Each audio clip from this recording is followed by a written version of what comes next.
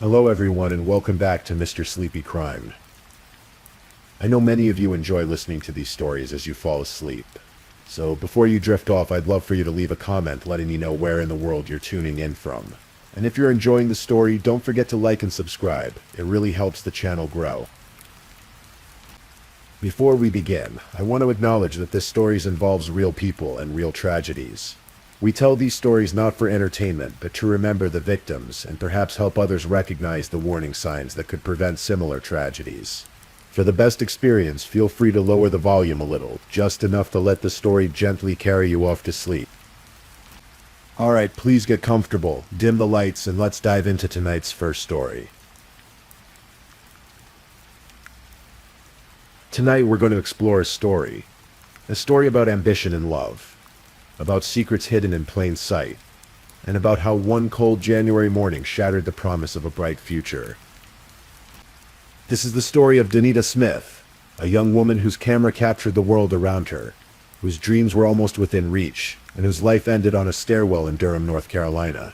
As you settle into the quiet darkness, let me take you back to 2007, to a university campus, to a love triangle that turned deadly, and to the question that would haunt two families forever.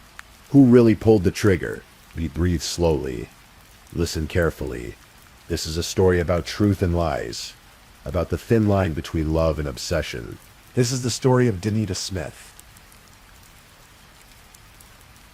In the winter of 2007, Danita Monique Smith was 25 years old and standing on the edge of everything she'd worked for. Born in Charlotte, North Carolina. On November 20th, 1981, Danita had grown up with a camera in her hands, and a hunger to tell stories that mattered. Her mother, Sharon, remembered her daughter's relationship with photography as something almost spiritual. The camera wasn't just a tool for Danita, it was her language, her way of making sense of the world. Through the lens, she found her voice. At North Carolina Central University in Durham, Danita had built an impressive reputation. She wasn't just another graduate student pursuing a master's degree in mass communications. She was someone people noticed, someone they remembered. Her undergraduate years at NCCU had been filled with achievement after achievement. Staff photographer for the Campus Echo student newspaper from 2001 to 2004. A fellowship at the prestigious New York Times Student Journalism Institute and membership in the Sigma Tau Delta International English Honor Society. But Danita was more than her resume. She played the saxophone in the Sound Machine marching band. Her music filling football stadiums on autumn afternoons. She sang with the worship and praise inspirational mass choir, her voice rising in harmony with others. She worked at the writing studio, helping fellow students find the words they couldn't quite grasp on their own. Chancellor James Ammons called her one of the university's academic stars. Her professors spoke of her graceful composure, her kindness, her ability to excel without arrogance. Gerard Farrow, a former arts and entertainment editor at the Campus Echo who worked closely with Danita, would later say that for anyone who knew her, sadness would always hang in the air at her memory. In January 2007, Danita was in the final semester of her graduate program. Her thesis was nearly complete. Graduation was just months away, and with it the launch of a career she'd been building towards since she was young. The photojournalism world was opening its doors to her. And there was something else. Something that made everything feel complete. She was engaged. His name was Jermaine Stroud. And to Danita, he was everything she'd hoped for in a partner. They'd met during their college years at NCCU. And over 6 years, their relationship had deepened into something she believed was unshakable. He was a Greensboro police officer, responsible, dedicated, protective. They'd been engaged since November 2006, just 2 months earlier. Danita's best friend, Edith Kearns, remembered how Danita would gush about Jermaine. Before I even met him, Danita spoke very highly of him, Edith recalled. She said he was a gentleman, intelligent, active, involved, well-rounded, kind. She said he respected her, protected her, loved her. To Danita, Jermaine was her perfect man. She envisioned a future filled with love, marriage, and professional success. She had no idea that the man she loved was living a double life. She had no idea that someone she'd never met was watching her. And she had no idea that she had only days to live.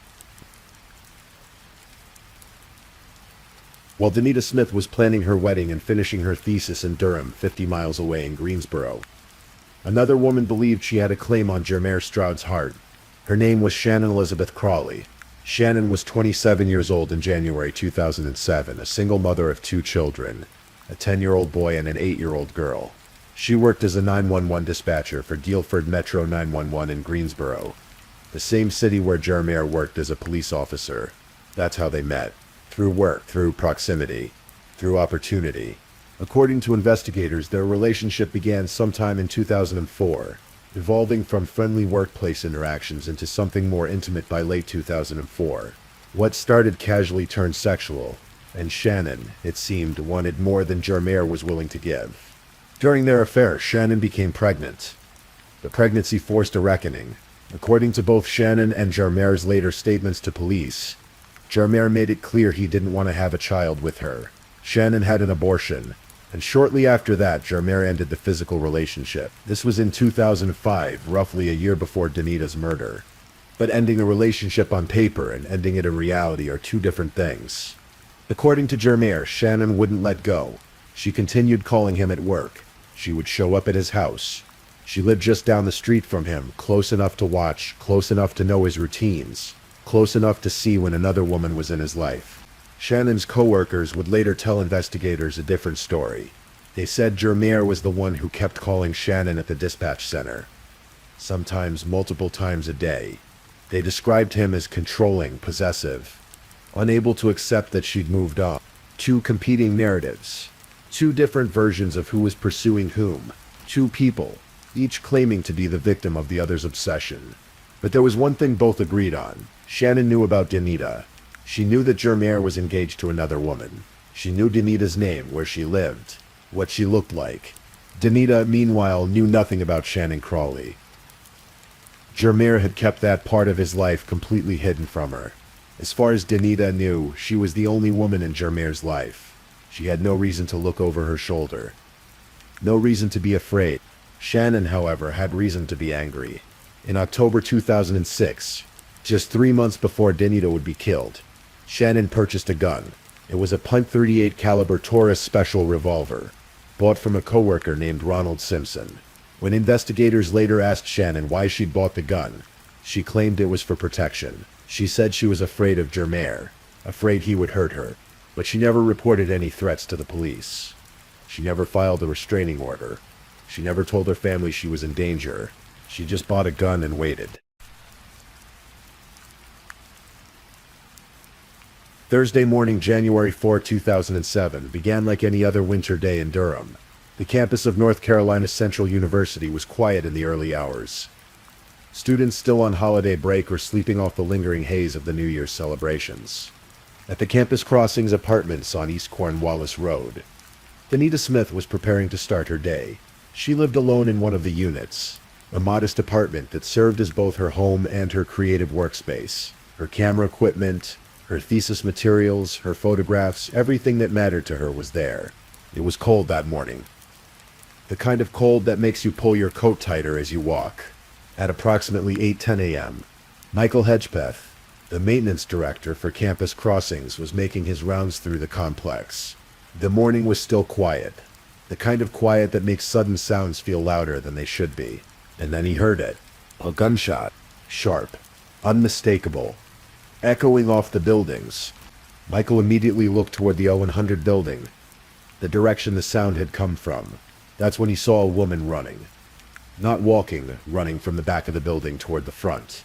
The route she took struck him as unusual. There was a more convenient exit to the parking lot, but she wasn't taking it. She was moving fast, urgently, as if fleeing from something. Michael got in his vehicle and drove toward the building to investigate.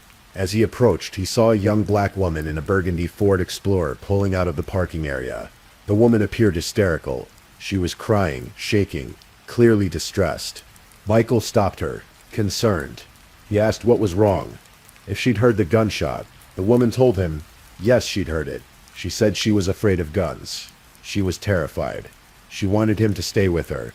Michael told her to wait while he called the police to check on the source of the gunfire. But when he turned away to make the call, the woman drove off. Just left. Gone. Michael noted the vehicle burgundy Ford Explorer and the description of the driver. Black female, approximately 5 feet 10 inches tall. wearing her hair in a ponytail. Then he went to investigate the building. At first he found nothing. The area seemed clear. But 2 hours later, at approximately 10:00 a.m., another Campus Crossings resident named Corey Smith was leaving his apartment to go to work. As he descended the stairwell of the 1100 building, he noticed something strange. Personal belongings were scattered down the stairs. A purse, a phone, other items strewn as if someone had dropped them in a hurry or a fall. At the bottom of the stairwell, he saw a woman's body. She was lying face down on the concrete sidewalk. Her position suggested she'd fallen or been pushed down the stairs. Corey immediately approached, hoping she was just unconscious, maybe injured from a fall. But when he got close enough, he could see she wasn't breathing. He pulled out his cell phone and dialed 911. Following the dispatcher's instructions, he checked the purse on the stairs for identification. Inside, he found a student ID. The woman's name was Danita Monique Smith. When paramedics arrived minutes later, they confirmed what Corey already knew. Danita was dead. Carola Locke, one of the first paramedics on scene, determined that she'd been deceased for some time, likely since shortly after that gunshot. Michael Hedgebeth had heard 2 hours earlier. An autopsy would later reveal the cause of death: a single gunshot wound to the back of the head. Danita had been shot at close range while walking down the stairs. The bullet entered the base of her skull, and she fell forward, tumbling down the concrete steps, her body coming to rest on the sidewalk below.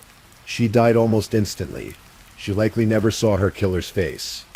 Her purse and belongings had spilled down the stairs as she fell. Her phone, still in her hand, had clattered away. Her camera, her future, her wedding plans, all of it ended in a single moment of violence. By noon, word had spread through the NCCU campus.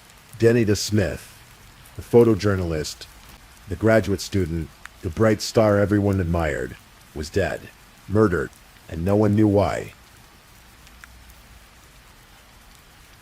As news of Danita's death spread, her loved ones rushed to the scene. Among them was her fiancé, Jermier Stroud. Jermier arrived at Campus Crossings around midday, visibly shaken. He spoke with Detective Sean Pate, one of the lead investigators assigned to the case. Jermier was grief-stricken, asking questions, demanding answers. Who had done this? Why? Did they have any leads? In homicide investigations, detectives always look closely at the people closest to the victim. Statistically, when a woman is murdered, the perpetrator is often someone she knows. A partner, an ex, a family member. So Detective Pete asked Jermier the question he had to ask. Where were you this morning? Jermier explained that he'd worked the night shift as a police officer in Greensboro, and had come home around 7:00 a.m. to sleep. He said he was alone at his house about 50 miles away from Durham. He had no alibi, no one to confirm his whereabouts. But he also had no apparent motive. He was engaged to Danita. He seemed genuinely devastated by her death. Detectives noted his statement and allowed him to leave. They spent the rest of the day with his family and Danita's family, comforting them, trying to make sense of the senseless. The next day, January 5, investigators reached out to Jermier again with more specific questions. They asked him about the maintenance workers, the description of the woman in the burgundy Ford Explorer. They asked him a question that would change everything. Do you know anyone who drives a burgundy SUV? Without hesitation, Jermier answered, yes, Shannon Crawley, and then the floodgates opened. Jermier admitted to the affair. He told investigators that he and Shannon had been involved from late 2004 into 2005. He told them about the pregnancy, the abortion, the end of the relationship. He told them Shannon lived just down the street from him in Greensboro. He told them she drove a burgundy Ford Explorer. And he told them something else. He said Shannon had been stalking him, that she wouldn't leave him alone, that she called him constantly at work, showed up at his house, watched him. He said he tried to end things, but she wouldn't accept it. He said she knew about Danita, knew they were engaged. He said Shannon had been carrying a gun. Detectives immediately drove to Greensboro to speak with Shannon Crowley. They found her at the Guilford Metro 911 dispatch center, where she worked. At first, Shannon seemed cooperative. She agreed to speak with them. She told investigators she'd been at home in Greensboro that morning, taking one of her children to a pediatrician appointment. She said she had nothing to do with Danita's death. She admitted she knew Jermier, but claimed their relationship had ended long ago. She said she had no reason to harm Danita. She didn't even know her. As the interview was wrapping up, one of Shannon's co-workers approached Detective Pete and slipped him a note. The note said that someone else wanted to speak with him. Someone who had information about Shannon and Jermier. That co-worker told Pete that Jermier had been calling Shannon at the dispatch center constantly for months. Multiple times a day, sometimes 10 times in a single day. The co-worker described Jermier as controlling, obsessive, unable to let go. This contradicted Jermier's claim that Shannon was the one who wouldn't leave him alone. Then the co-worker revealed something even more damning. In October 2006, just 3 months before Danita's murder, he'd sold Shannon a gun, a .38 caliber Taurus special revolver. Detective Pete asked Shannon about the gun. At first she denied owning one. When confronted with the fact that her coworker had sold it to her, she changed her story. She admitted buying the gun, but claimed she'd thrown it away shortly after receiving it. Tossed it in a dumpster along with the ammunition. Detectives didn't believe her. Over the following days, investigators worked quickly to build their case. They obtained Shannon's phone records, her vehicle records, and began tracking her movements on the morning of January 4. What they found was damning. Shannon had told police she was in Greensboro all morning, taking her child to the doctor. But when detectives contacted the pediatrician's office, they learned that Shannon had never shown up for the appointment. She'd canceled or simply hadn't attended. Cell phone tower data painted an even clearer picture. Shannon's phone had pinged off towers in Durham, 60 miles from her home around the time of the murder. The phone data placed her in the vicinity of Campus Crossings apartments when Danita was shot. Jermier's phone records, by contrast, showed his phone had remained in Greensboro all morning, consistent with his claim that he'd been sleeping at home. Forensic analysis of the bullet recovered from Danita's body revealed it came from a .38 caliber revolver, the same type of gun Shannon had purchased 3 months earlier. Ballistics experts identified 8 possible firearms that could have fired the fatal shot, including a Taurus, the exact make Shannon had bought. When forensic technicians examined Shannon's Ford Explorer, they found gunshot residue on the steering wheel. On January 9, 2007, 5 days after Danita's murder, Durham police arrested Shannon Elizabeth Crawley and charged her with first-degree murder. Shannon was taken into custody, booked, and held without bond. Her arrest sent shockwaves through Greensboro. She was a 911 dispatcher, a single mother of 2 young children. To those who knew her, the idea that she could murder someone seemed impossible, but the evidence against her was overwhelming. Her bail was eventually set at $175,000. 4 months after her arrest, Shannon posted bail and was released while awaiting trial. Her case wouldn't go to trial for another 3 years. And during those 3 years, Shannon would make increasingly desperate attempts to shift blame onto the one person she claimed was truly responsible for Danita's death, Jermier Stroud. By the time Shannon Crawley's trial began in February 2010, more than 3 years had passed since Danita Smith's murder. The case had been delayed twice, and public interest remained intense. Shannon's defense attorney, C. Scott Holmes, built his strategy around a single claim. Jermier Stroud killed Danita Smith, not Shannon Crawley, according to Shannon's version of events. Told to police 5 months after her arrest in May 2007, Jermier had broken into her home on January 3, the day before the murder. She claimed he was armed, threatened her, and forced her to drive with him to Durham, to Campus Crossings. She said they drove around the complex, scouting it out before returning to Greensboro. The next morning, Shannon claimed the same thing happened. Jermier allegedly forced his way into her home again, threatened her children, and demanded she drive him back to Durham. She said he hid in the back of her SUV as they drove. When they arrived at Campus Crossings, Jermier allegedly got out of the vehicle and approached Danita as she was walking down the stairs. Shannon claimed she heard arguing, then a gunshot. She said Jermier ran back to the vehicle, jumped in the back, and forced her to drive away. She said he was hiding in the back seat, crouched down, when she encountered Michael Hedgepeth, the maintenance worker. That's why, she claimed, Hedgepeth didn't see anyone else in the vehicle. It was an elaborate story, but prosecutors argued it was just that, a story, and a poorly constructed one at that. Durham County Chief Assistant District Attorney David Sachs methodically dismantled Shannon's defense. He pointed out that Shannon had waited 5 months after her arrest to tell this story to police. 5 months. If Jermier had truly threatened her, held her at gunpoint, forced her to participate in a murder, why hadn't she told police immediately?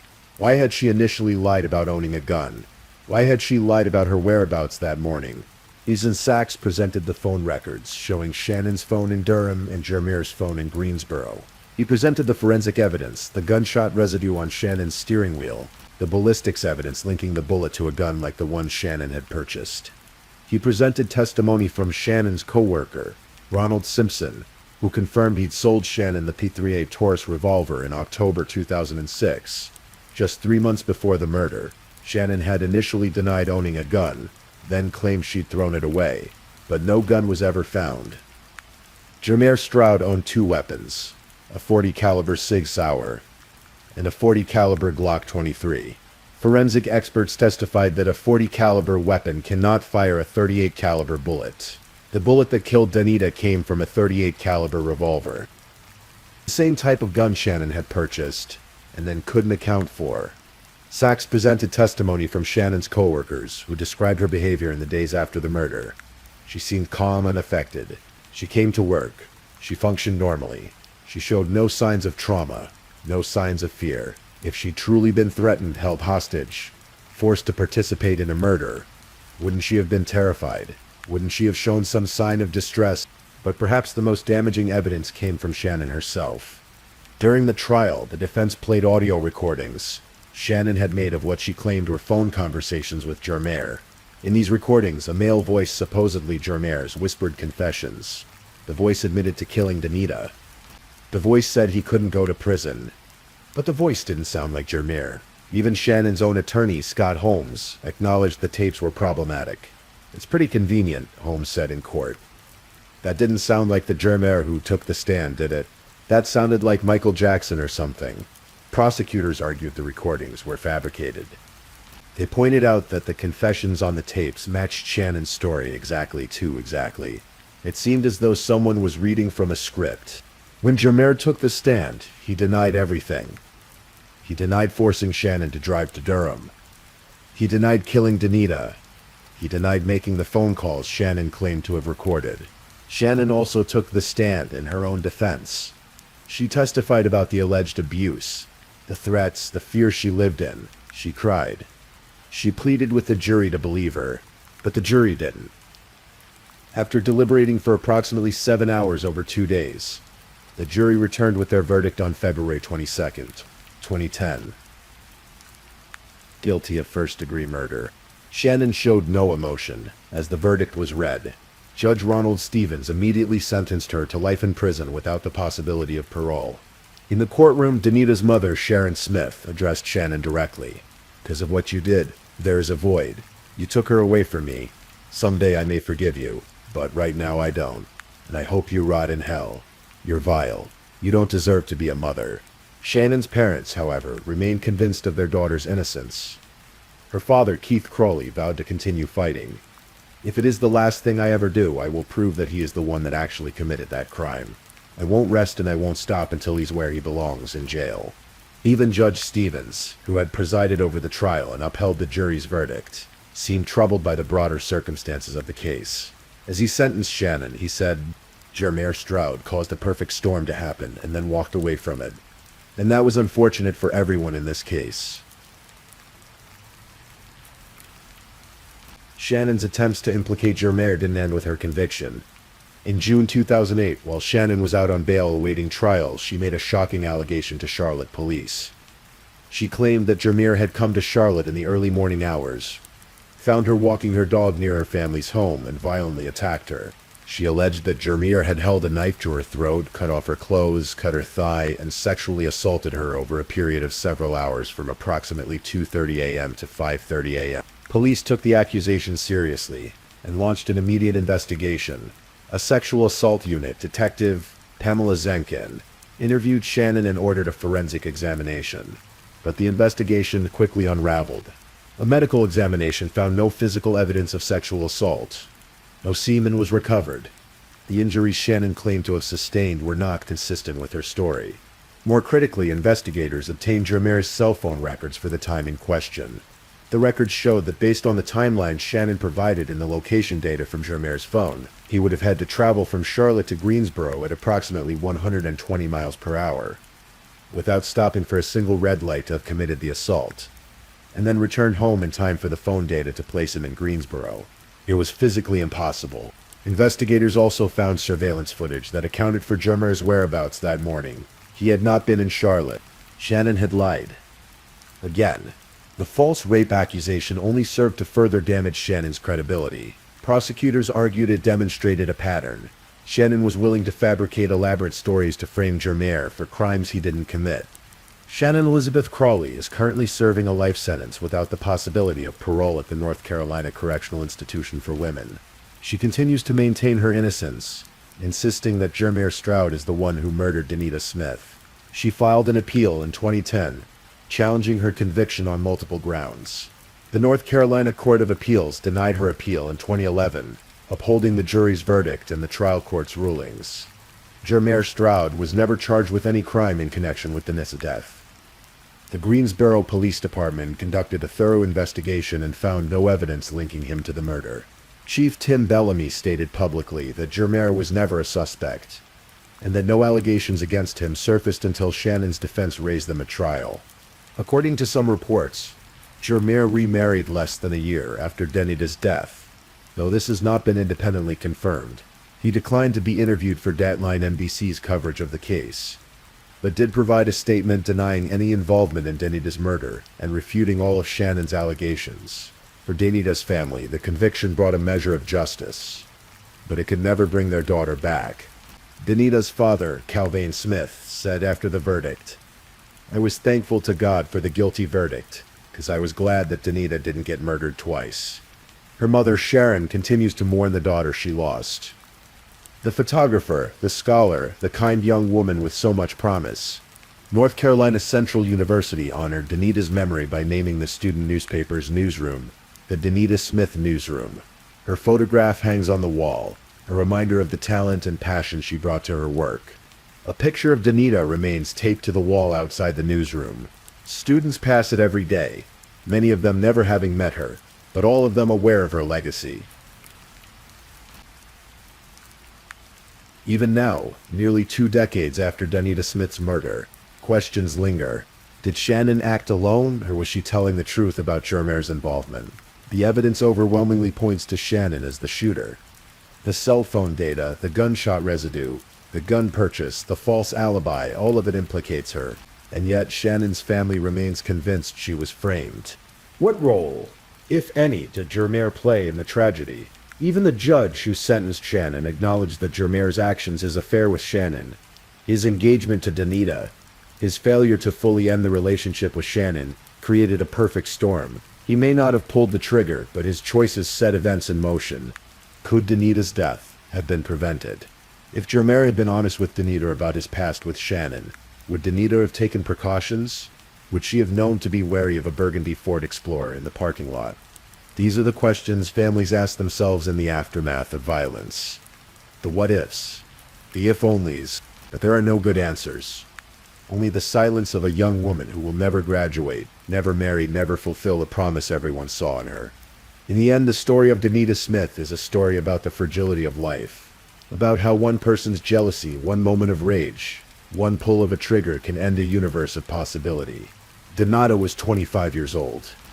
She had a camera that captured light and shadow. She had a thesis nearly finished. She had a wedding to plan. She had her whole life ahead of her. And on a cold January morning, as she walked down a stairwell with her purse in her hand, someone took all of that away. Shannon Crawley sits in prison, maintaining her innocence, insisting the real killer walks free. Jermair Stroud lives his life, carrying the weight of his choices, whatever role they played in the tragedy. And Danita's family carries on without her, visiting her grave in Charlotte, remembering the daughter who loved photography, who dreamed big, who deserved so much more than she got. As you drift towards sleep tonight, remember Danita Monique Smith. Remember her not for how she died, but for how she lived, with grace, with ambition, with a camera that captured the world as she saw it. full of light, full of possibility, full of beauty. May Danita rest in peace. If this is your first time listening to one of our true crime stories, welcome to Mr. Sleepy Crime, where we explore these cases in a calm and respectful way.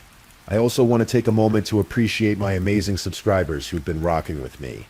Thank you so much for your continued support. If you're still awake and listening, don't forget to drop a comment.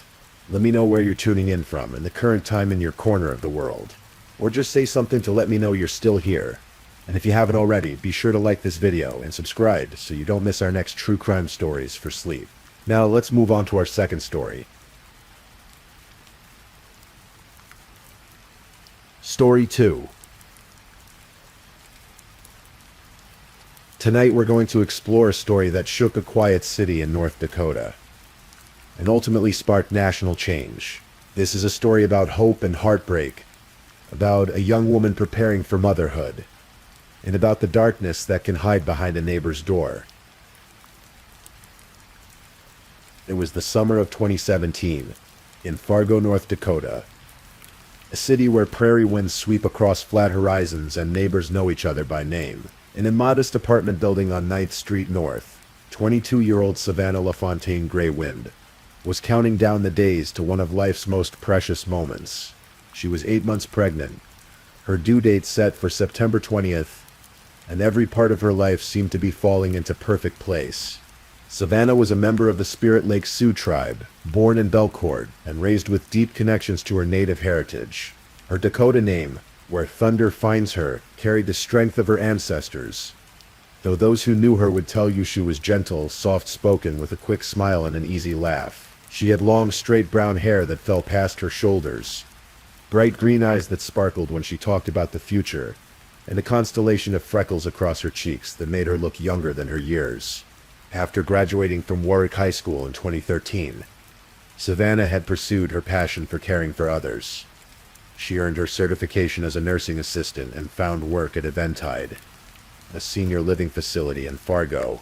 Her coworkers and the residents adored her. She had that rare quality of making people feel seen, of listening not just with her ears but with her whole heart. The elderly men and women in her care would light up when she entered their rooms. She had plans too, dreams of going back to school to become a registered nurse, of building a career in elder care where she could make a real difference in people's lives. But more than anything that summer, Savannah was focused on becoming a mother. She and her boyfriend Ashton Nathany had been together since her freshman year of high school, nearly 7 years of young love that had weathered the storms of growing up. Ashton was also a member of the Spirit Lake tribe, a young man with his own dreams and his own quiet determination. He had been working construction in Minneapolis, but as Savannah's pregnancy progressed, he couldn't bear to be so far away. He quit his job and moved back to North Dakota in June, staying with his father on the reservation near Devil's Lake so he could be close when their baby arrived. He had already chosen a name, Heisley Joe. They'd rented an apartment together across from McKinley Park, just a short walk from where Savannah was staying temporarily with her parents. They were painting a nursery in their minds, picking out baby clothes, imagining what it would be like to hold their daughter for the first time. Savannah told everyone who would listen how excited she was. She'd helped raise her niece and nephew, Odessa and Shane Jr., and those children had been such a huge part of her life that motherhood felt like her calling. For now, though, she was living in the basement apartment at 2825 9th Street North, with her mother Norberta, her father Joe, and her siblings. It was temporary, practical, a place to be surrounded by family in these final weeks before the baby came. The apartment building itself was unremarkable, a 3-story structure in a quiet neighborhood where children played in yards and people walked their dogs in the evening light. On the 3rd floor, directly above the Graywind family, lived a couple that Savannah had come to know in passing. Brooke Cruz was 38 years old. Her boyfriend William Hohen, 32. They'd been together since around 2014, and from the outside they seemed like just another couple trying to make it work. But behind their doors something was deeply, terribly wrong. Brooke Lynn Cruz had lived a life marked by instability and reinvention. Born Brooke Doolin in Bradenton, Florida, she'd become a mother while still practically a child herself. By age 15 she already had a baby, and by the time she was in her late teens she'd bounced through relationships and living situations with a restlessness that never quite settled. Those who knew her from her younger years described a woman with a fierce temper but not necessarily a violent one. Someone who seemed to be running from something, though perhaps even she couldn't name what it was. She'd studied psychology at Minnesota State University. Moorhead and harbored dreams of being a writer. On her Facebook page, she posted quotes about freedom and not caring what others thought. But beneath that projected confidence was something more fragile, more desperate. By the time she met William Hone on a bus in 2012, she was searching for something to anchor her. William Hone came with his own troubled history. Court records painted a picture of a man who'd struggled since adolescence. Someone who'd actually sued his own parents for child support when he was 16. In 2011, he'd been convicted of child abuse after his infant son was found with skull fractures at a Grand Forks hospital. The relationship between Hone and Cruz was volatile from the start. Police reports documented their fights in May 2016. Hone threw Cruz into a bathtub during an argument, leading to an assault charge and a no-contact order. 6 months later, police found them together again, and Hone pleaded guilty to violating that order. They cycled through breakups and reconciliations, their relationship fueled by drugs, alcohol, and a codependency that neither seemed able to break. And when they broke up in early 2017, Cruz made a decision that would set in motion a chain of events too horrible to fully comprehend. She told Holding she was pregnant. She wanted him back, needed him back, and in her desperation she constructed an elaborate lie. She sent him photographs, an old sonogram from one of her previous pregnancies, a positive pregnancy test she'd saved. She found a recording of a baby's heartbeat online and played it for him over the phone. She kept a journal, documenting fake symptoms, appetite changes, leg swelling, weight gain, even contractions. She convinced not only Holding but somehow even herself, journaling daily about a pregnancy that existed only in her imagination. For months, the deception worked. Hone came back to her. They moved into apartment 5 together, the third-floor unit in the building where the Graywin family lived below. But delusions, no matter how carefully maintained, cannot withstand reality forever. In early August, the fantasy began to crumble. Hone started to question whether Cruz was really pregnant. He told his coworkers, told his friends, told people at their apartment building. The pressure mounted. According to Cruz's later testimony, Hone told her point blank that he didn't believe she was pregnant anymore, and that she needed to produce a baby. She took it as an ultimatum: get a baby, or lose him forever. That's when Cruz noticed her downstairs neighbor, Savannah, heavy with her own very real pregnancy, and in Brooke Cruz's fractured mind, a plan began to form. Saturday, August 19th, 2017, started like any late summer day in Fargo. The morning sun filtered through windows, and the heat of the season hung in the air with that particular quality of August, heavy and golden and fading. Savannah spent the morning at home with her family, moving through the apartment with the careful waddle of a woman in her third trimester. Her baby was due in just over a month, and she could feel Heisley Joe moving inside her, stretching and turning, preparing for her entrance into the world. Around lunchtime, Savannah decided to order pizza for the family. She sent a text to her mother, letting her know the food would be arriving soon. It was one of those small domestic moments that would later become unbearably precious. A daughter thinking of her family, making sure everyone would have something to eat. It was sometime in the early afternoon when Brooke Cruz came downstairs and knocked on the Graywin family's door. She had a proposition, she said. She was working on a sewing project, a dress, and she needed someone to model it so she could pin the fabric and adjust the fit. She was willing to pay $20. For Savannah, who was saving every penny for the baby. It seemed like an easy way to earn a little extra money. She could use it for baby clothes, for the nursery she and Ashton were preparing. She texted her mother just before she went upstairs, telling her what she was doing.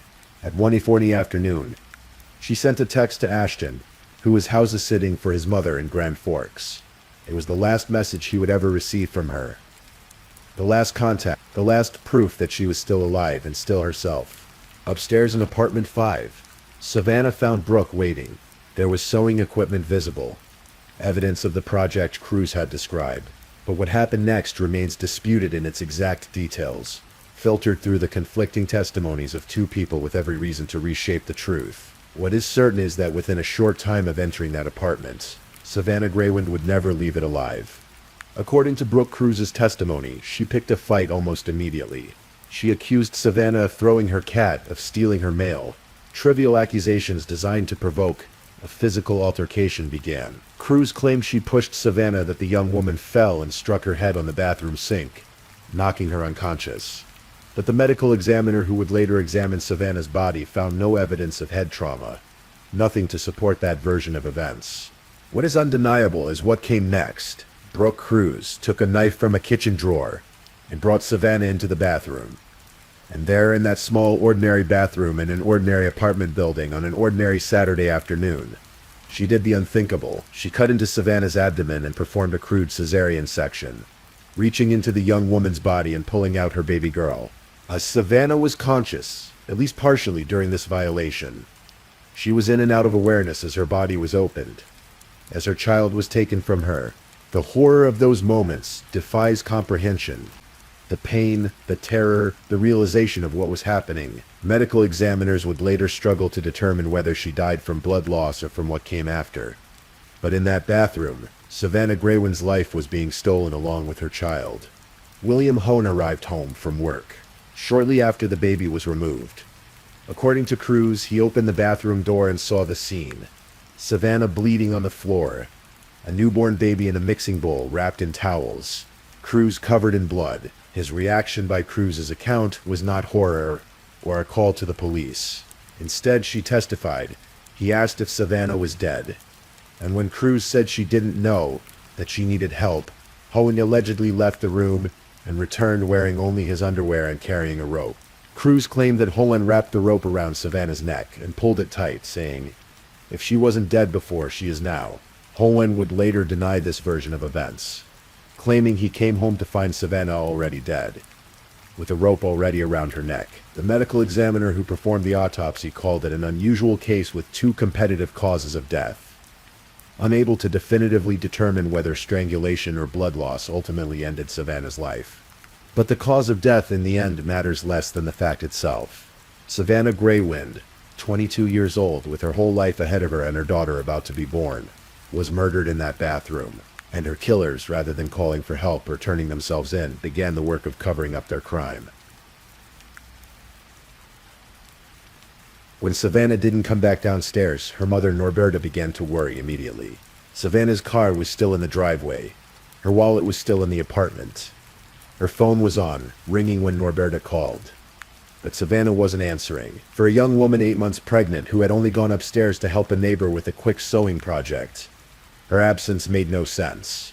Norberta called Ashton in Grand Forks, but he hadn't heard from Savannah since that text at 1:24. Norberta's worry turned to dread. She went upstairs herself and knocked on Brooke Cruz's door. Cruz answered. Calm and cooperative, she told Norberta that Savannah had left around 2:30 that afternoon, that she'd helped with the sewing and then gone on her way. But Norberta didn't believe it. She told her family later that she'd never trusted Cruz, that just 2 weeks earlier the woman had knocked on their door asking Savannah to come upstairs and smoke marijuana with her, despite the fact that Savannah was very obviously pregnant. At 4 in the afternoon, the Graywin family called the Fargo police to report Savannah missing. 3 officers arrived at 4:27, spoke with the family, and then went upstairs to question Cruz and Hahn. Both were home. Both were cooperative. Cruz invited the officers inside apartment 5, gave them permission to look around. They saw evidence of the sewing project. They saw nothing suspicious. They found nothing to suggest that anything had happened there just hours earlier. What the police didn't know, what they couldn't have known during that consensual search, was that as they walked through the apartment, Savannah's body was hidden in the bathroom closet, wrapped and concealed, and the baby, tiny newborn Heisley Joe, was covered with a blanket on the bed next to William Hone. The officers saw a man lying on a bed. They had no reason to look under the covers, no cause to open closets without permission. The police returned that same night at about 10:30 for another consensual search. Again, they found nothing. Again, Savannah's body remained hidden in the bathroom closet, mere feet from where they stood. Again, the baby was there in plain sight, concealed among bedding. Sunday morning came, and the Graywin family's panic intensified. Savannah had now been missing for more than 12 hours. She hadn't called. She hadn't reached out. A young woman 8 months pregnant had simply vanished from a building where her family was desperately trying to find her. Police conducted a third consensual search on Sunday, August 20th. By this point, Hone and Cruz had moved Savannah's body from the bathroom closet. Hone had taken one of his dressers, removed all the drawers, and created a hollow space inside. They wrapped Savannah's body in towels and garbage bags and placed it inside this makeshift coffin, then nailed the drawer faces back on to make it look like a normal piece of furniture. When police walked through apartment 5 for the third time, they were standing in a room that contained Savannah's hidden body. The dresser sat there, looking like nothing more than a piece of bedroom furniture. But police were beginning to develop suspicions.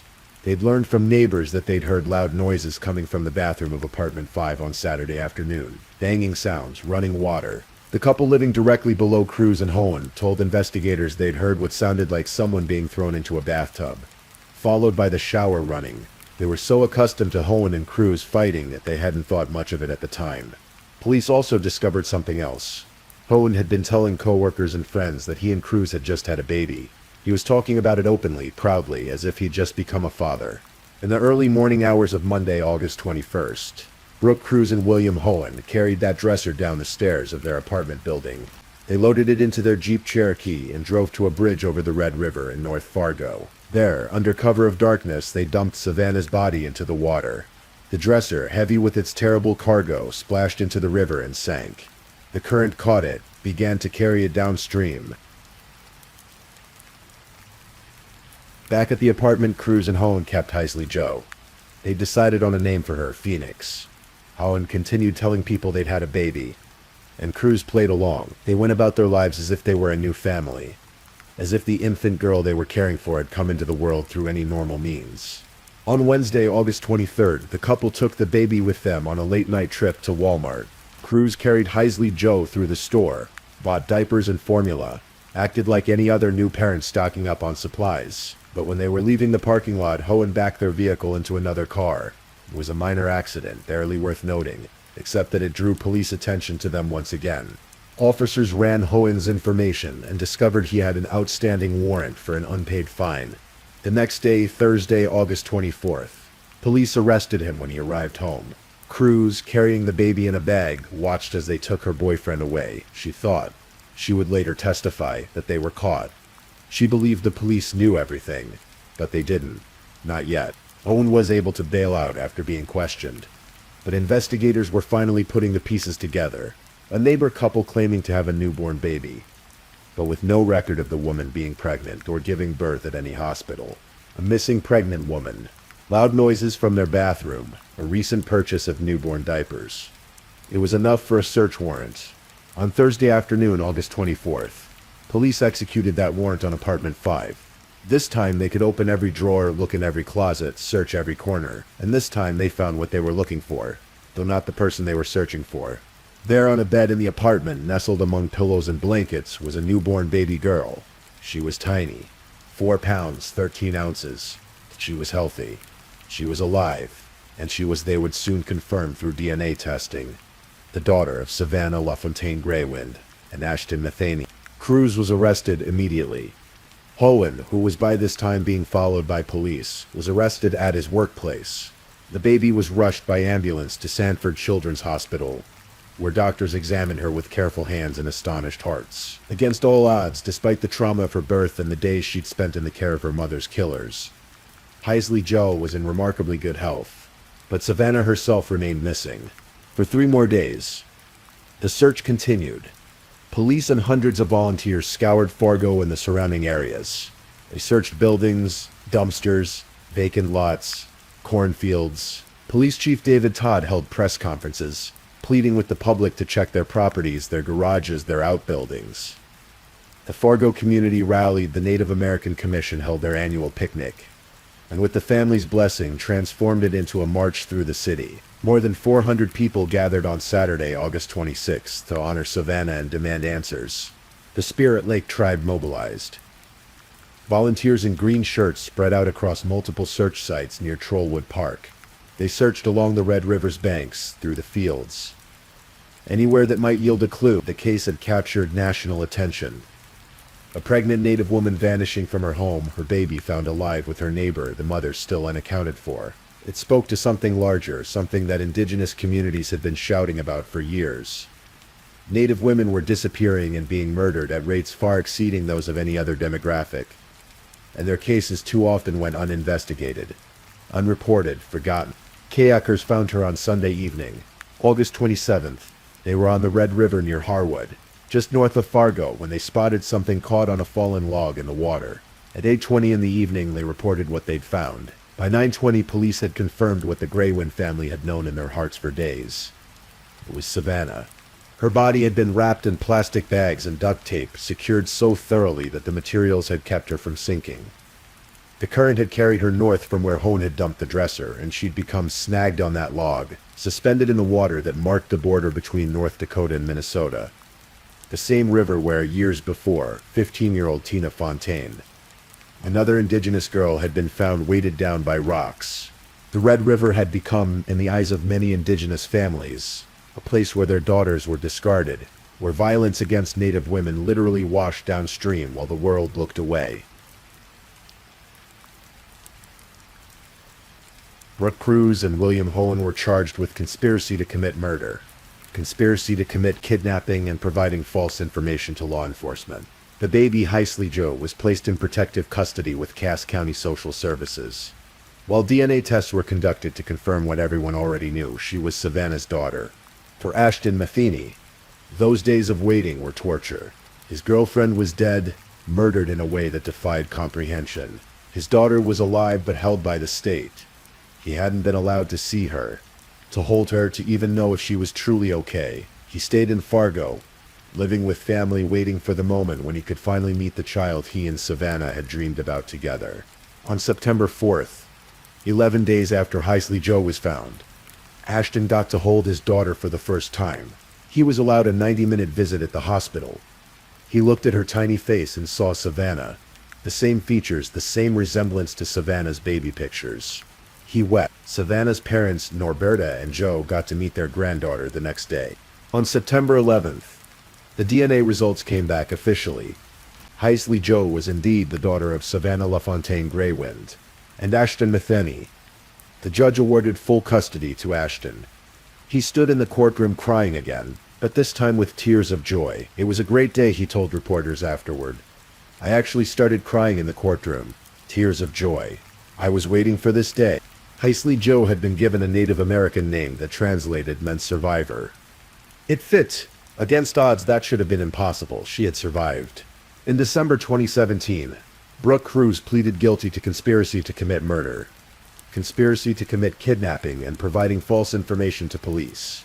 On February 2nd, 2018, she stood before Judge Frank Rasek for sentencing. The courtroom was packed with Savannah's family members, all wearing red, the color that has come to symbolize missing and murdered indigenous women. The Norberta Graywind, Savannah's mother, gave a victim impact statement. She wore earrings with her daughter's image. She spoke of the unbearable pain of losing a child, of the horror of learning exactly how her daughter died and how her granddaughter was taken. I get so upset and angry and can't understand how or why these people could have taken my girl from me. From us, she said. The pain of losing a child is like no other pain. I now know that pain. My heart is literally broken.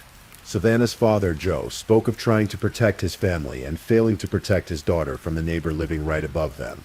Ashton sat in the courtroom holding 5-month-old Heisley Jo, his jaw tight, fighting to contain his grief and rage. When Cruz was given a chance to speak, she apologized. I am guilty and I deserve every year I get, she said through tears. I just wanted them to know that I am sorry for what I did. Judge Rasek sentenced Brooke Cruz to life in prison without the possibility of parole. Ashton walked out shaking his head, not looking back. Outside the courthouse, he thanked the judge for showing no leniency. By far the hardest thing I've ever done, he said. By far, I hope no one else in this community, in the United States, in the world, ever has to endure the pain that I do, that the Graywinds have too. William Hone's case was more complex. He maintained that he hadn't known about Cruz's plan, that he'd come home to find a bloody scene, and made the terrible decision to help cover it up rather than call police. In September 2018, he went to trial on the conspiracy to commit murder charge. Brooke Cruz testified against him, describing their troubled relationship, the fake pregnancy, the ultimatum she believed he'd given her to produce a baby. She testified that Hohen had strangled Savannah to ensure she was dead, that he'd taken charge of hiding the body and disposing of it. Hohen denied strangling Savannah, claiming he'd found her already dead with a rope around her neck. The jury acquitted Hohen of conspiracy to commit murder, but convicted him on the lesser charges. He was originally sentenced to life in prison, but successfully appealed and was resentenced in October 2019 to 20 years behind bars. For many in the Native American community, Hohen's reduced sentence felt like yet another instance of justice failing indigenous victims.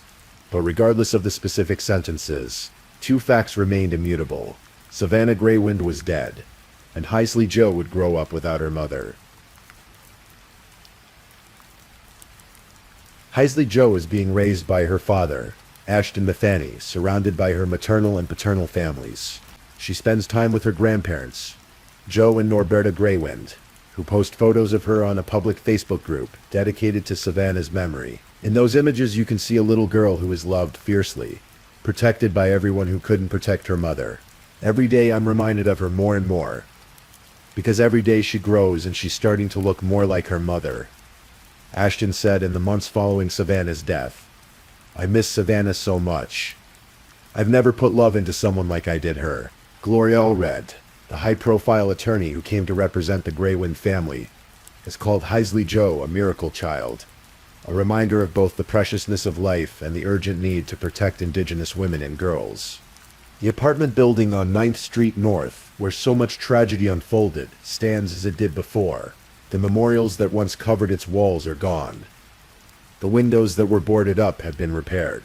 Life in its way goes on, but for those who knew what happened there, the building will forever be marked by Savannah's absence. Savannah's murder sparked something larger than grief, though grief was certainly its foundation. Just weeks after her death, former U.S. Senator Heidi Heitkamp of North Dakota introduced legislation named in Savannah's honor. The bill was called Savannah's Act, and its purpose was to address a crisis that had been ignored for far too long: the epidemic of missing and murdered indigenous women. The statistics are staggering. Native American women are murdered at rates 10 times the national average. According to the National Institute of Justice, 84% of indigenous women experience violence in their lifetimes, and 56% experience sexual violence. And perhaps most telling, an overwhelming 97% of indigenous women who experience violence are victimized by non-native perpetrators. For generations, these women and girls have disappeared into a void of indifference.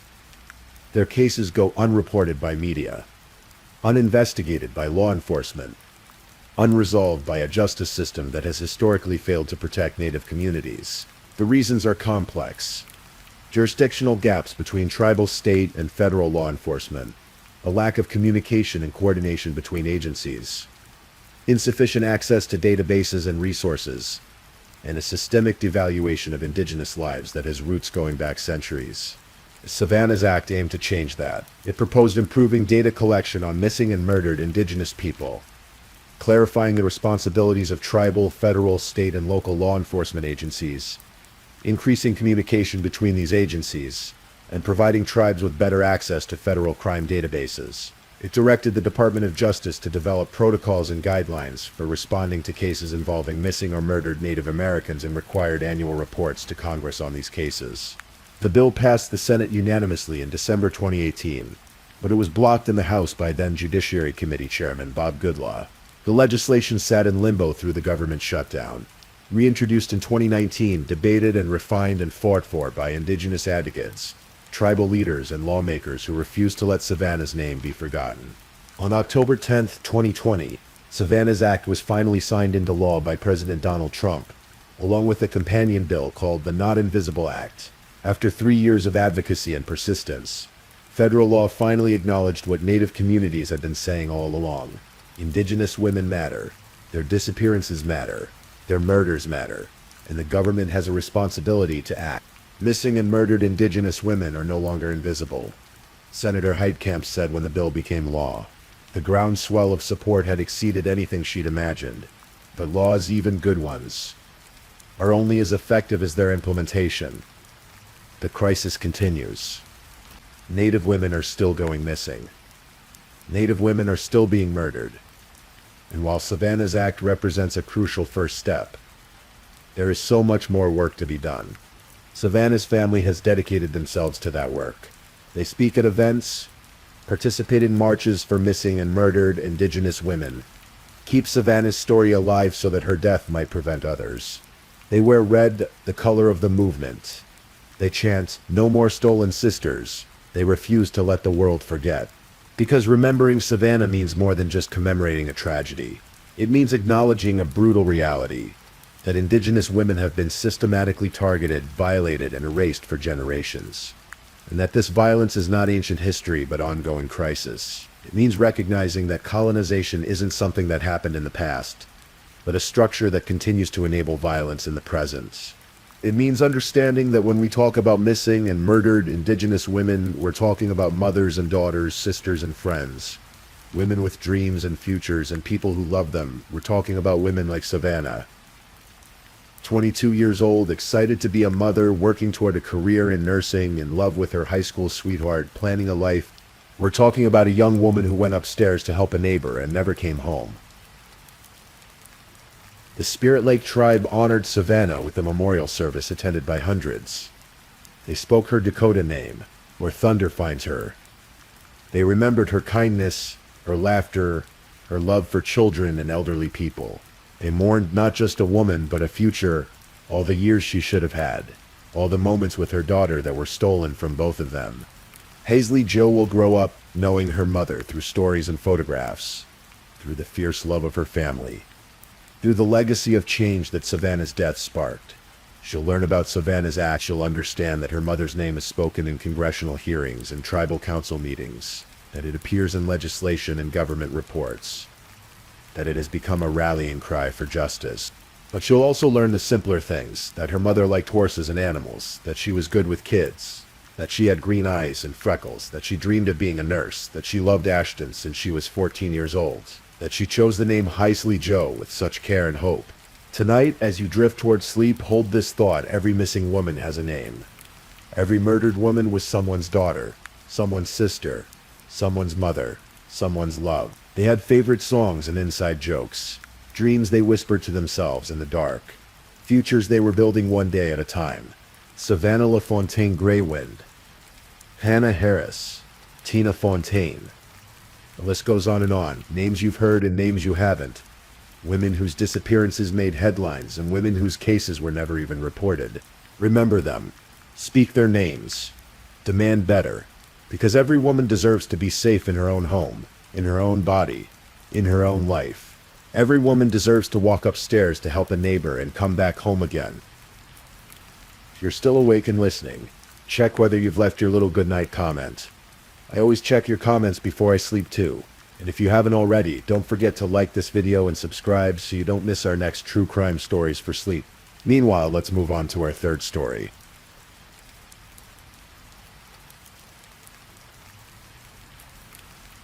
Story 3. Tonight we'll explore a story that challenges our understanding of family, identity, and the invisible threads that connect us to those we've never known. Tonight's case is one of complexity and tragedy, a reminder that sometimes the search for belonging can lead us down paths we never imagined. This is the story of Katie Plattle, a young woman who went looking for her roots and found something far darker than she could have anticipated. As we settle in, we'll journey through this tale, one that unfolds slowly across 2 decades, spanning from the early days of the internet to a series of events that would leave multiple families forever changed. Our story begins in 1995, in a time when the internet was still new and mysterious, when chat rooms connected strangers across vast distances, and when a 20-year-old man named Stephen Plattle logged on and met a 15-year-old girl named Alyssa Garcia. Stephen was young himself, navigating early adulthood without direction or purpose. Alyssa was just a teenager in San Antonio, Texas, curious about the world beyond her immediate surroundings. Their online conversations grew more frequent, more intimate. What began as innocent messages transformed into something else entirely. And by the time Stephen traveled to Texas to meet Alyssa in person, a relationship had already formed that would prove impossible for the young girl to resist. Alyssa became pregnant at 16. In January 1998, when she was just 17 years old, she gave birth to a baby girl. They named her Denise. From the very beginning, Alyssa sensed something was wrong with Stephen. He was unable to hold down a job, his mood swinging unpredictably from withdrawn silence to explosive rage. The small apartment they shared became a pressure cooker of tension. Stephen would beat their cats when frustrated. He would yell until his voice cracked. And worst of all, he turned his rage toward their infant daughter. Alyssa would later recount horrifying details. Stephen would pinch baby Denise until her small body was covered in black and blue marks. When the baby cried, which infants do, Stephen couldn't tolerate the sound. He would place Denise inside a cooler and close the lid, muffling her desperate wails while Alyssa fought to free her daughter before she suffocated. He wanted to be rid of her. Alyssa would recall years later. He didn't like the crying. Alyssa faced an impossible choice. She was barely out of childhood herself, trapped with an abusive partner, watching her infant daughter suffer. Despite everything, she stayed with Stephen. They married, perhaps out of hope that things would improve. Perhaps because she saw no other option. But by the time Denise was 8 months old, Alyssa knew what she had to do. It was so hard to give her up, she would say. But I had to because I wanted her to live and be happy. In 1998, Alyssa placed Denise up for adoption. It was an act of love born from desperation. A mother choosing her daughter's survival over her own desire to keep her close. Denise Plattell became Katie Rose Fusco when she was adopted by Anthony and Kelly Fusco, a couple from Dover, New York, a small town about 80 miles north of New York City. Anthony had served in the U.S. Coast Guard before working for 20 years as a correctional officer at the Federal Correctional Institution in Danbury, Connecticut. Kelly was warm and nurturing. Together, they gave Katie the stable, loving home that Alyssa had dreamed of for her daughter. Katie thrived. She grew up with an adoptive sister named Nicole, and by all accounts, her childhood was entirely normal. Her uncle Kerry Gould would later describe it simply, they had a very, very normal life. He gave Katie the nickname Pac-Man because she was always eating, always energetic, always present. Katie loved animals with a deep, instinctive compassion. She became a vegetarian, drawn to protecting creatures that couldn't protect themselves. She had a particular fondness for rescuing stray cats, bringing them home and nursing them back to health. But it was art that became Katie's sanctuary, and her voice. She was talented with a pen and paper, known at Dover High School for her comic strips. Her drawings were more than entertainment. They were statements. She once created an entire portfolio depicting the struggles of women throughout American history.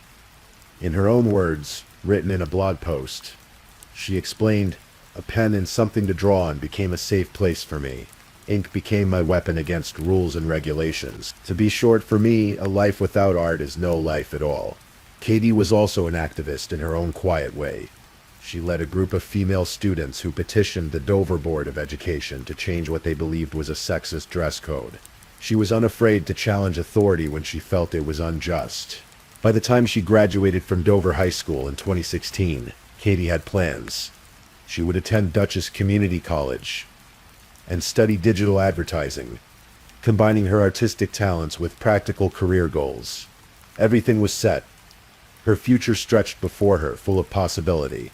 But there was one question that had always lingered in the back of Katie's mind. A question that many adopted children eventually ask. Where did I come from? Who are my biological parents? When Katie turned 18 in January 2016, she decided to find out. Katie's search led her to Facebook, where she found Stephen and Alyssa Plattell. They were living in Henrico County, Virginia, near Richmond, with their 2 other daughters, Katie's biological half-sisters. The excitement of reconnection rippled through everyone involved. Alyssa, who had spent 18 years hoping for this moment, was overjoyed. Stephen appeared equally eager to welcome his firstborn daughter back into his life. By August 2016, Katie had made a decision that worried her adoptive parents, but one they ultimately supported. She would move to Virginia and live with the Plattells, getting to know her biological family, understanding where she came from, filling in the blank spaces of her identity. Katie didn't know that she was walking into a home that was already fracturing. By the time she arrived, Stephen and Alyssa's marriage was crumbling. They had already decided to separate and were sleeping in separate bedrooms. Alyssa had endured years of emotional and verbal abuse. I was always on eggshells, she would later explain. Whatever his mood was, everybody knew. And that mood was often not happy. A lot of yelling. A lot of things smashed in the house in front of our kids. Alyssa tried to warn Katie. In private conversations, she told Katie that Stephen had abused her as a baby, that his violence was the real reason she'd been given up for adoption. She wanted Katie to understand what kind of man her biological father was. But Katie, at 18, didn't seem concerned. Perhaps she couldn't imagine her charming father, so eager to connect with her, being capable of such things. Perhaps she thought Alyssa was exaggerating, driven by bitterness from a failed marriage. What happened next unfolded with a disturbing quickness. Stephen's behavior changed after Katie moved in. He began paying more attention to his appearance, shaving his beard, wearing tighter clothing. He became fixated on Katie in a way that made Alyssa deeply uncomfortable. Within weeks, Stephen began sleeping on the floor of Katie's bedroom. When Alyssa confronted him about this inappropriate behavior, Stephen told her it was none of her business. He stormed out of the house and Katie went with him. In November 2016, just 3 months after Katie had arrived, Alyssa moved out. Stephen and Alyssa arranged shared custody of their 2 younger daughters, but the family had effectively split apart, and then Stephen and Katie were alone together in that house. Over the months that followed, something developed between Stephen and Katie that defied natural boundaries. It's here that we must pause and consider a phenomenon that experts sometimes call genetic sexual attraction, a controversial term used to describe intense physical and emotional feelings that can emerge when adopted individuals reunite with close biological relatives they've never known. Some psychologists theorize that this attraction might be a delayed response to missed bonding, the absence of the normal parent-child relationship that typically creates a natural barrier to romantic feelings. Others question whether such a phenomenon truly exists, or whether it's simply a label applied to predatory behavior disguised as something more complicated. What is clear is that Stephen, a man in his early 40s with a history of abuse and manipulation, and Katie, an 18-year-old woman searching for connection and identity, began a sexual relationship. In May 2017, Alyssa discovered the truth in the most heartbreaking way possible. Her 11-year-old daughter, Katie's half-sister, had been keeping a journal. In its pages, she had written, "Katie is pregnant. Dad says they feel like couples. Did they get a little too drunk that night? My dad is a slut. He's Satan." The child's journal revealed something else that made Alyssa's blood run cold. Stephen had instructed his 2 younger daughters to refer to Katie not as their sister, but as their stepmother. When Alyssa confronted Stephen, he confirmed everything. Yes, Katie was pregnant. Yes, he was the father. And yes, he intended to marry her. Alyssa immediately reported the relationship to authorities. When the Henrico County Child Advocacy Center interviewed Stephen and Alyssa's other children, they confirmed what the journal had revealed. But by the time police issued arrest warrants, Stephen and Katie had fled to Wake County, North Carolina. On July 20, 2017, Stephen and Katie obtained a marriage license in Parkton, Maryland. They lied on the documents, falsely stating that they were not related. The ceremony was small, but witnessed by people who should have known better. Stephen's mother and Katie's adoptive parents, Anthony and Kelly Fusco. Why did the Fuscos attend their daughter's wedding to her biological father? Perhaps they were in denial. Perhaps they hoped that their presence would keep Katie safe, that maintaining a connection would allow them to help her eventually. Perhaps they simply didn't know what else to do. On September 1, 2017, Katie gave birth to a son. They named him Bennett Kieron Pledl. The baby was simultaneously Katie's son and her brother Stephen's son and grandson. Katie posted photos on social media of herself, Stephen and baby Bennett. She used hashtags like just married and pregnant. To anyone scrolling past, they might have looked like any other young family celebrating new life. But the authorities had not forgotten about them. In January 2018, Knightdale police charged Stephen and Katie Pledl with incest, adultery, and contributing to the delinquency of a minor. They were both arrested and taken into custody in Wake County, North Carolina. The case quickly received international attention. Headlines flashed across news outlets worldwide, each one more sensational than the last. Man impregnates biological daughter, plans to marry her. The public was simultaneously horrified and fascinated. Both Stephen and Katie were extradited back to Virginia to face trial. Stephen was released on bond. Katie remained in custody initially, but was later also released on a secured bond of $12,000. The judge issued clear orders. Stephen and Katie were not to have any contact with each other. Custody of baby Bennett was awarded to Stephen's mother, who lived in Knightdale, North Carolina. Stephen's attorney, Rick Friedman II, defended his client vigorously. He characterized the relationship as consensual, emphasizing that Katie was an 18-year-old woman when it began. He told reporters, "This case is an 18-year-old girl who shows up at the doorstep of a 40-year-old man who's going through difficult times with his wife. They have a bond because they're biologically related, but they never knew each other before they had a sexual relationship. He was head over heels in love with her, so much so that outweighed the issue of them being biologically related." The attorney's framing was problematic on multiple levels. It placed responsibility on Katie, portraying her as an adult, making autonomous choices, while downplaying Stephen's role as her biological father, a man with a documented history of abuse, someone who should have protected her rather than exploited her vulnerability. If convicted, Stephen and Katie each faced up to 10 years in prison for the felony incest charge, plus additional time for contributing to the delinquency of a minor. After her release on bond, Katie moved back to Dover, New York, to live with Anthony and Kelly Fusco in their mobile home park. The conditions of her release required her to reside with her adoptive parents, though she was allowed to travel outside the state. Every Tuesday and Thursday, Katie would make the same trip. She and Anthony would drive to Waterbury, Connecticut, to visit Katie's adoptive grandmother, helping her clean her house and spending time with her. It became a routine, a predictable pattern, and then Katie made a phone call that would seal everyone's fate. In early April 2018, Katie called Stephen. Over the phone, she told him that she didn't want to continue their relationship. She wanted out. The exact content of that conversation will never be fully known, but Stephen's response was immediate and devastating. Katie's words had shattered whatever fantasy Stephen had constructed about their future together. In his mind, Katie wasn't just leaving him as a partner. She was abandoning him as a daughter, rejecting him completely. For Stephen, a man who had demonstrated throughout his life that he responded to loss of control with violence, this rejection became unforgivable. On April 11th, 2018, Stephen convinced his mother to give him baby Bennett. He told her he wanted to take the infant to New York so that Katie could see him. His mother, trusting her son, agreed. Stephen drove back to his home on Earlston Court in Knightdale, North Carolina. There, alone with his 7-month-old son, Stephen committed an act of unspeakable cruelty. He suffocated Bennett, likely by smothering him, and hid the baby's tiny body in a closet. The next morning, April 12, 2018, Stephen's mother requested a welfare check. When Knightdale police arrived at 9:30 a.m., they found Bennett's body. The chief medical examiner would later confirm that the infant had died of suffocation. Sometime on April 11th, officers who responded to the scene were devastated. Many of our officers are mothers and fathers themselves, Police Chief Lawrence Capps would later say. "I would be lying to you if I didn't say that a situation like this certainly does stir deep emotions." But Stephen wasn't finished.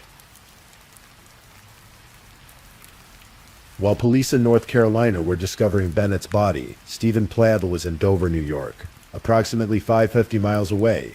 He had parked his minivan near the Wingdale Beer and Liquor Store, just outside the mobile home park where Katie was living with Anthony and Kelly Fusco. Surveillance cameras captured him waiting there, watching the entrance. Stephen knew Katie's routine. He knew that every Tuesday and Thursday, she and Anthony would drive to Waterbury, Connecticut.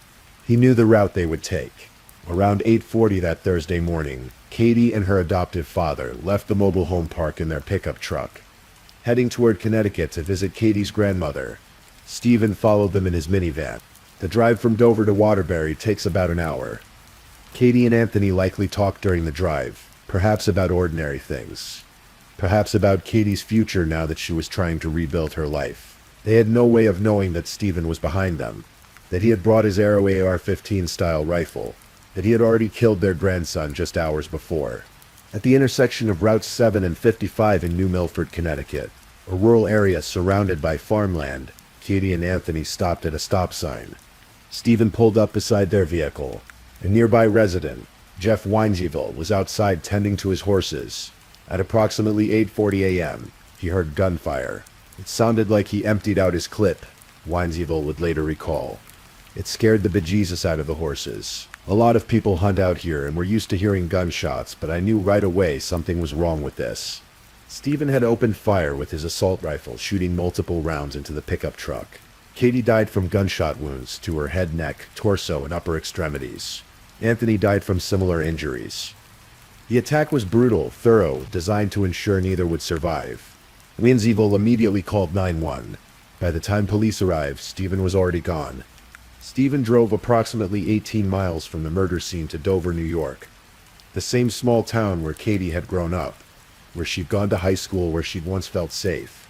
He pulled his minivan over on Dogtail Corners Road, near the 10-Mile River. He left the engine running, and then Stephen called his mother. The 911 call she made immediately afterward captured her anguished disbelief. "Oh God, he told me to call the police and I shouldn't go over there," she cried to the dispatcher. "He killed his baby and he's in the house." She went on, "His wife broke up with him yesterday over the phone.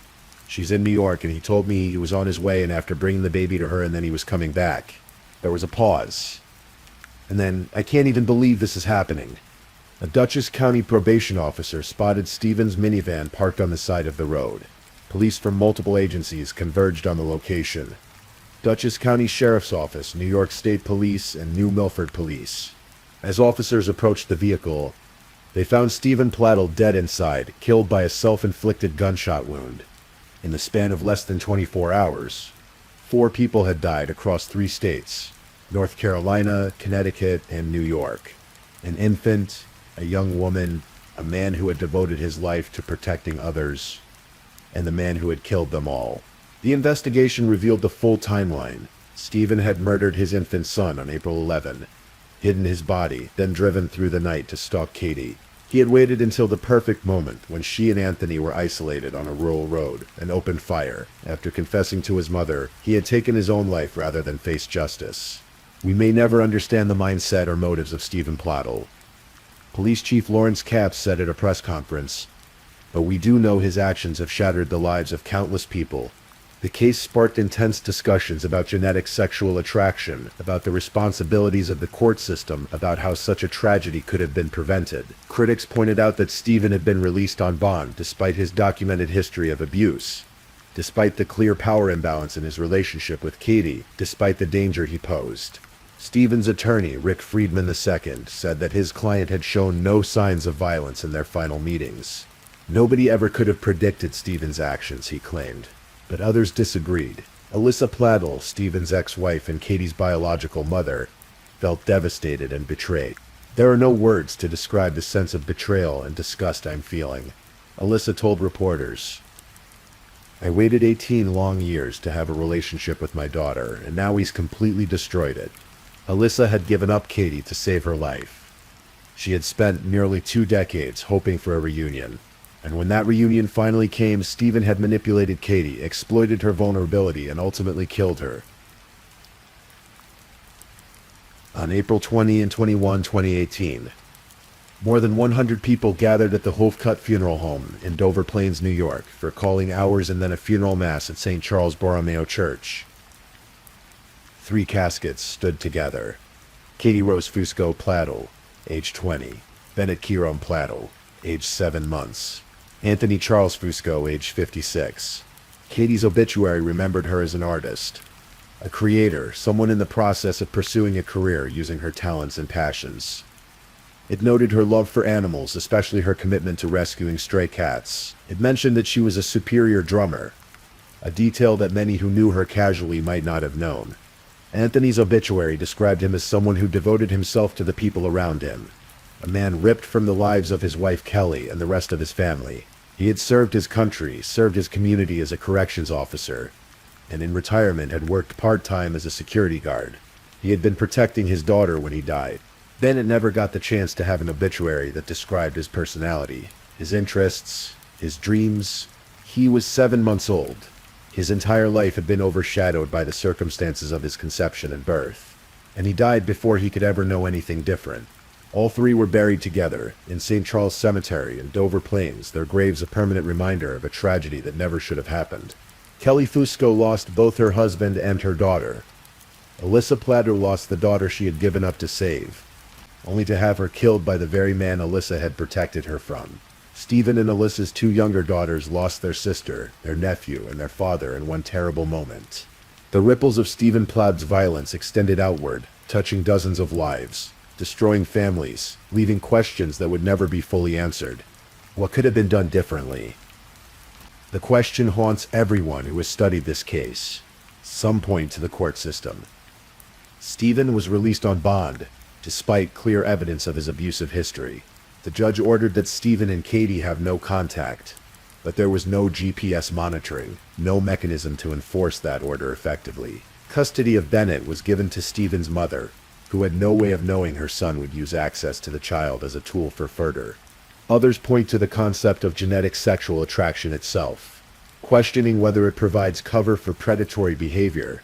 Stephen was 42 years old when Katie moved in with him. She was 18, technically an adult but barely out of childhood. Searching for identity and belonging, the power imbalance was enormous. He was her father, someone who should have protected her, guided her, maintained appropriate boundaries.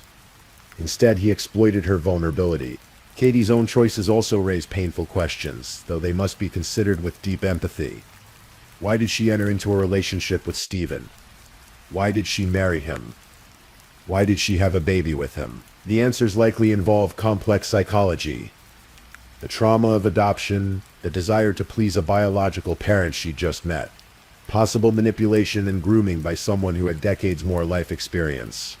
We must also consider that Katie was a victim long before April 12, 2018. She was victimized as an infant when Stephen abused her. She was victimized at 18 when he initiated a sexual relationship with her. She was victimized by a court system that failed to adequately protect her from her abuser. And she was finally fatally victimized when Stephen decided that if he couldn't have her, no one would. The case also raises questions about adoption and biological reunion. Katie's story is not typical of adoptees who reconnect with birth families. The vast majority of these reunions are positive or at least neutral. But Katie's case reminds us that reunion can be dangerous when one party has a history of violence and abuse. Should there have been more caution? Should someone have insisted that Katie undergo counseling before moving in with the Platas? Should authorities have investigated Stephen's history before allowing an unsupervised reunion? These are impossible questions to answer without the benefit of hindsight. At the time, Katie was 18, legally an adult capable of making her own decisions. Her adoptive parents supported her choice to connect with her biological family because they loved her and wanted her to be happy. No one could have predicted how catastrophically wrong it would all go. The story of Katie and Stephen Pladl is not a story with simple moral lessons. It's a story about the complicated nature of family, identity, and the darkness that can exist in people who appear normal on the surface. Stephen Pladl was a murderer, an abuser, someone who preyed on vulnerability and responded to rejection with unspeakable violence. But to those who didn't know his history, he might have seemed like a devoted father excited to reconnect with his daughter, a man head over heels in love. Katie Pladl was a victim, but she was also a person with agency, someone who made choices that we might struggle to understand. She was an artist, an activist, a young woman with dreams of a career in advertising. She was someone who loved animals and fought for what she believed was right. She was complicated, as all humans are. Anthony Fusco was a hero who died protecting his daughter. He had given Katie a safe, loving childhood. He had supported her desire to connect with her biological family, even though he was worried. He had driven her to Connecticut that day, just as he had done every Tuesday and Thursday, because he loved her and wanted to help her. And Bennett Pladl was the most innocent victim of all. An infant who never had a chance to be anything other than a symbol of the dysfunction that surrounded his birth. In 2024, Lifetime made a television movie about this case called Husband, Father, Killer, The Alyssa Pladl Story. It was part of their Ripped from the Headlines series. Some criticized the movie for sensationalizing the tragedy. Others felt it was important to tell the story, to honor the victims, to ensure that Katie, Anthony, and Bennett weren't forgotten. The truth is that no movie, no news article, no podcast, and no YouTube video can fully capture what happened. We can only try to understand, to piece together the evidence, to ask difficult questions, and to remember that behind every headline are real people whose lives were destroyed. As you drift towards sleep, let this story remind you that family is both the source of our greatest comfort and sometimes our deepest pain. The search for identity is a fundamental human drive, but it must be approached with caution and support. Katie Pladl was looking for belonging when she reached out to her biological parents. What she found instead was manipulation, exploitation, and ultimately death. Her story is a tragedy in the truest sense. A series of events that seemed inevitable, only in hindsight. A cascade of poor decisions and missed warning signs that led to an ending no one wanted. Tonight, remember Katie not for how she died, but for how she lived. As an artist, an activist, a young woman who loved animals and believed in fighting for what was right. Remember Anthony as a father who gave his life protecting his daughter. Remember Bennett as an innocent child who deserved better than the circumstances of his birth and death. And perhaps remember Stephen too, not with sympathy but as a warning. He represents the danger of unchecked power imbalances, of violence that simmers beneath the surface, of a system that sometimes fails to protect the vulnerable from those who would harm them. Please, I'm just putting it out there. If you're still awake and listening, drop a comment. Let me know where you're tuning in from, the time in your part of the world, or just say something to let me know you're still with me. And of course, if you haven't already, like this video and subscribe so you don't miss the next true crime story for sleep. Now, let's move on to our fourth story.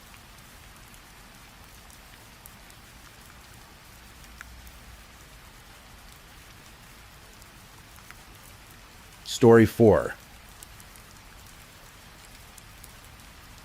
Tonight we journey to the quiet suburbs of South Carolina, where manicured lawns stretch beneath southern pines, and neighborhoods bear names that promise tranquility. This is a story about secrets hidden behind polished doors, about the dangerous games people play when desperation takes hold, and about two lives that ended on a spring afternoon when everything finally came crashing down. Let the sounds of this story wash over you as we explore what happened in April of 2012 in a place called Ascot Estates. The Ascot neighborhood sits in Irmo, South Carolina, just outside Columbia. If you were to drive through it, you'd see exactly what you'd expect from an upscale suburban development built in the early 2000s. Large brick homes, each one unique in its grandeur. Lots that span half an acre or more, tree-lined streets with proper sidewalks. A community pool where children splash on summer afternoons. Tennis courts that echo with the rhythmic thwack of balls. Everything designed to suggest success, stability, comfort. It was the kind of neighborhood where people moved to mark their arrival. A place that said they'd made it. Brett and Tammy Jo Parker lived on Taqueria Court, in one of these substantial homes. From the outside, they seemed to embody the American dream. Brett worked in pharmaceutical sales, a respectable career that required a certain charm. A gift for persuasion, Tammy Jo had built an impressive career in sales as well, earning approximately $160,000 annually. More than Brett, in fact. She was the primary breadwinner, the financial anchor of the family. They had 2 children together, teenagers navigating high school with all its attendant dramas and dreams. Their 17th wedding anniversary was approaching that spring. To neighbors, to friends, to anyone looking in from the outside, the Parkers appeared to be living a comfortable middle-class existence marked by all the ordinary concerns of suburban family life. But beneath the surface, nothing was as it seemed. Brett Parker had a secret life, one that existed in the shadows of his respectable daytime persona. He ran an illegal sports betting operation, a full-scale bookmaking business that operated out of his home. In the parlance of those who knew about it, Brett wasn't just involved in gambling. He was referred to as the kingpin of the operation in the Midlands area. Money flowed through his hands in staggering amounts. Bets were placed, odds were calculated, wins and losses tallied. It was a world of adrenaline and risk, of quick cash and mounting debts. Working alongside Brett was his father, Jack Parker, who helped run the operation. And there was Brian Kapnerhurst, a man who would become central to this story in the most tragic way possible. Brian Kapnerhurst was 46 years old that spring. He had grown up in Trenton, Michigan, but had made his life in South Carolina. In his younger years, Brian had been an athlete of considerable promise. A 4-year starter on the baseball team at Morehead State University. Talented enough to be considered a top major league prospect during his junior year. But like so many dreams of athletic glory, that path didn't pan out the way he'd hoped. Instead, Brian had built a different kind of life. He worked as the assistant athletic director for the Lexington County Recreation and Aging Commission, a position he'd held for nearly 25 years. He coached in the Dixie Youth Baseball League, mentoring young players, teaching them the fundamentals of the game he'd once played so well. To those who knew him through his work, Brian was dedicated, patient, someone who genuinely cared about helping kids develop their skills. But Brian had his own struggles. He worked 3 jobs trying to make ends meet, yet money was always tight. He owed approximately $25,000 in various debts. His wife Cindy had once been arrested and charged with embezzling $35,000 from a bank. Money that, according to court testimony, went toward paying off Brian's mounting gambling debts. Because Brian, like Brett, was caught in the grip of gambling addiction. Brian served as a record keeper for Brett's operation, helping to track the complex web of bets and payouts. But he also gambled himself, making bets he couldn't afford to lose, digging himself deeper into financial trouble. And crucially, Brett owed him money, approximately $21,300. In the precarious economy of illegal gambling, where debts between associates can't be settled through legal channels, this created a dangerous tension. There was something else too, adding layers of complication to Brett's life. He was having affairs. One woman, Lindsay Mullins, would later testify at his trial about their relationship. She'd met Brett when she worked as a bank teller, and they'd begun meeting for sexual encounters. She testified that they'd even met at the Parker home on at least one occasion. Brett had told her he wanted to separate from his wife, but that doing so would be financially difficult. Financially difficult indeed, because Tammy Jo wasn't just earning significantly more than Brett. She also had a life insurance policy, a substantial one. More than $1 million, with Brett listed as the beneficiary. To investigators who would later piece together the puzzle, this created a triangle of motive, crushing debt, extramarital affairs, and a 7-figure insurance payout waiting in the wings. But in early April of 2012, life in the Parker household continued in its dual nature. Respectable pharmaceutical salesman by day, underground gambling kingpin by night. The bills kept coming, the debts kept mounting, and Brian Kapnerhurst kept asking for his money. April 13th, 2012 fell on a Friday. In the Parker household, it began like many other days. The children were at school. Tammy Jo was working upstairs in her home office, likely making calls, sending emails, handling the details of her sales career that kept the family financially afloat. Brett was home as well, at some point that morning or early afternoon. Phone calls were exchanged between Brett and Brian. The exact content of these conversations would be scrutinized later, but their purpose seemed clear enough. Brian was coming over. He wanted to talk about the money Brett owed him.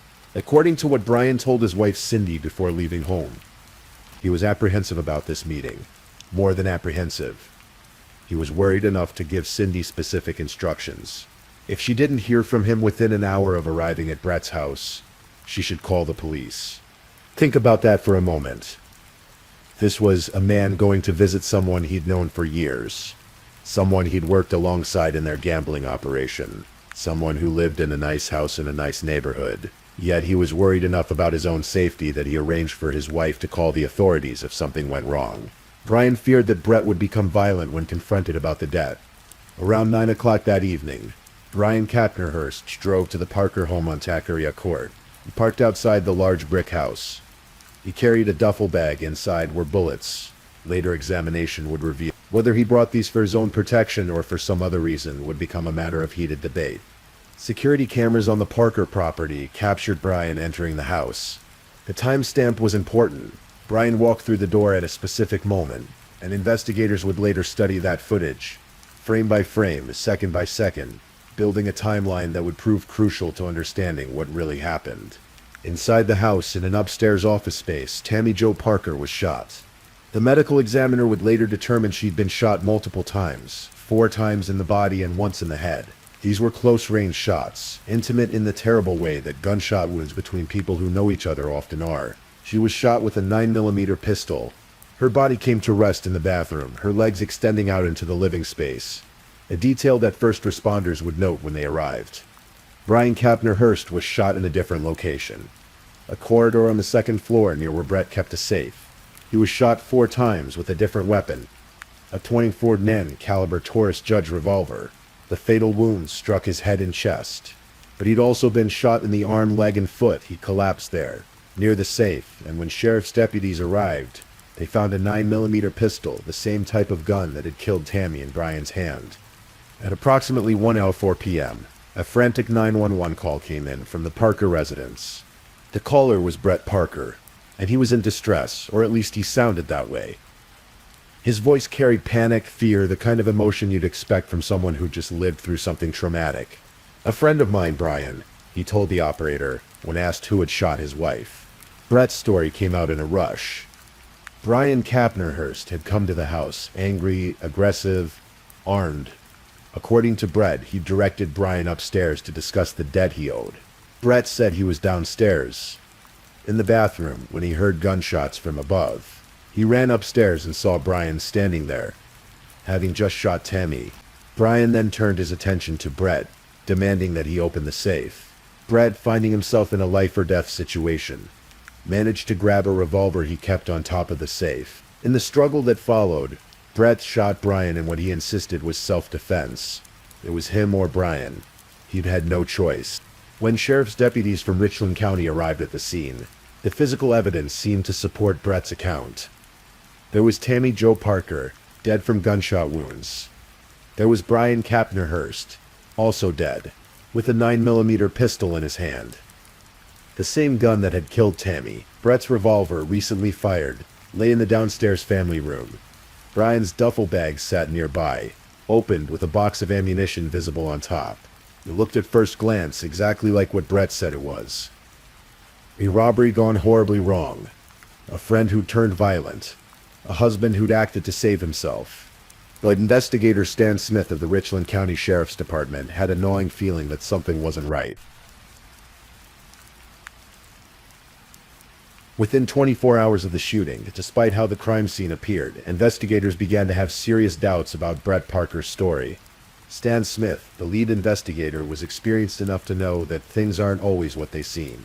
He looked at the evidence, and he looked at Brett Parker, and he made a commitment, not to Brett, but to Tammy Jo Parker. He would get to the bottom of this. He would determine what the truth really was. He would do her justice. The first red flags were small things, details that didn't quite add up. Brett had claimed he was in the downstairs bathroom when he heard gunshots from the upstairs office. But when a deputy walked through the scene, he noticed something. The toilet seat was still in the upward position. If Brett had been using the bathroom when the shooting started, wouldn't the seat be down?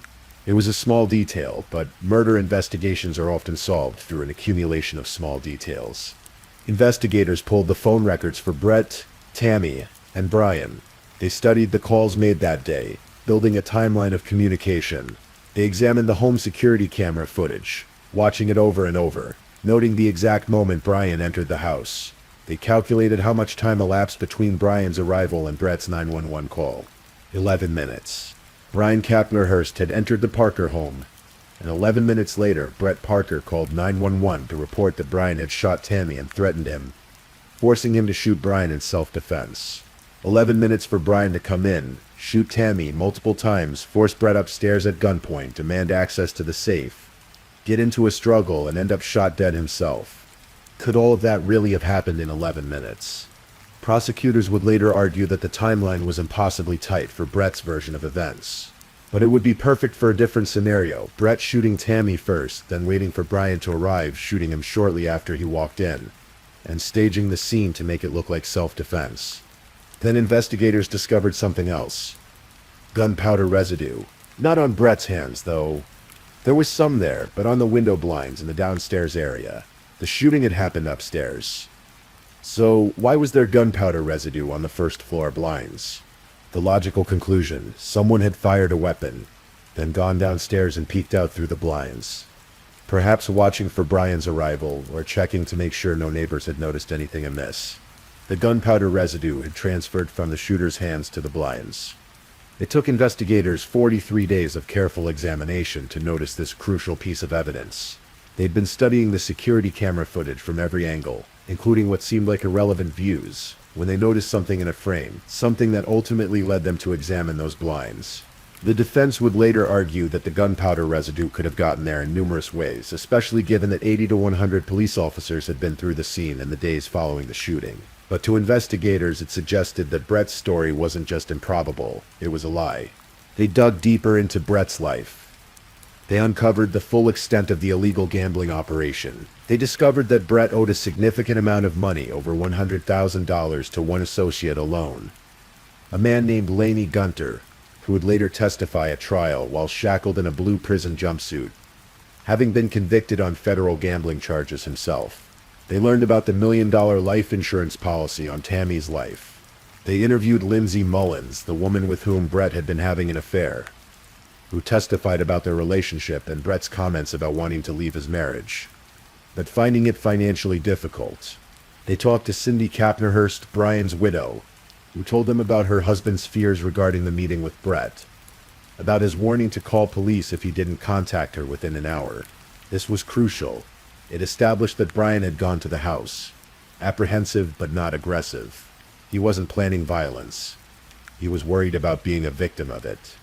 And investigators examined Brian's physical condition more closely. The medical examiner discovered that Brian had an old arm injury that made it difficult for him to grip objects firmly. The 9mm pistol found in his hand, could he have actually held and fired it effectively, or had someone placed it there after he was already dead? Moreover, the ballistics told their own story. Brett's fingerprint was found on bullets that were in Brian's duffel bag. How would Brett's prints have gotten on Brian's ammunition unless Brett had handled those bullets himself? Perhaps while setting up the scene. On July 20th, 2012, 97 days after the shooting, Brett Parker was arrested and charged with 2 counts of murder. In May of 2013, Brett Parker stood trial in Richland County. The proceedings stretched over 3 weeks, and the courtroom heard 2 dramatically different versions of the same event. The defense, led by attorney Dave Fedor, a veteran lawyer who'd practiced in Columbia for more than 50 years, maintained Brett's original story. Brian Kapnerhurst had killed Tammy Jo in a violent rage when he came to collect money. Brett had killed Brian in self-defense. It was a tragedy. Yes, but it was a justified shooting.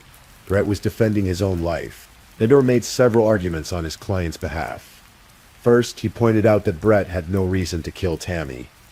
She was, as Fedor put it, the goose that lays the golden egg. She earned $160,000 a year.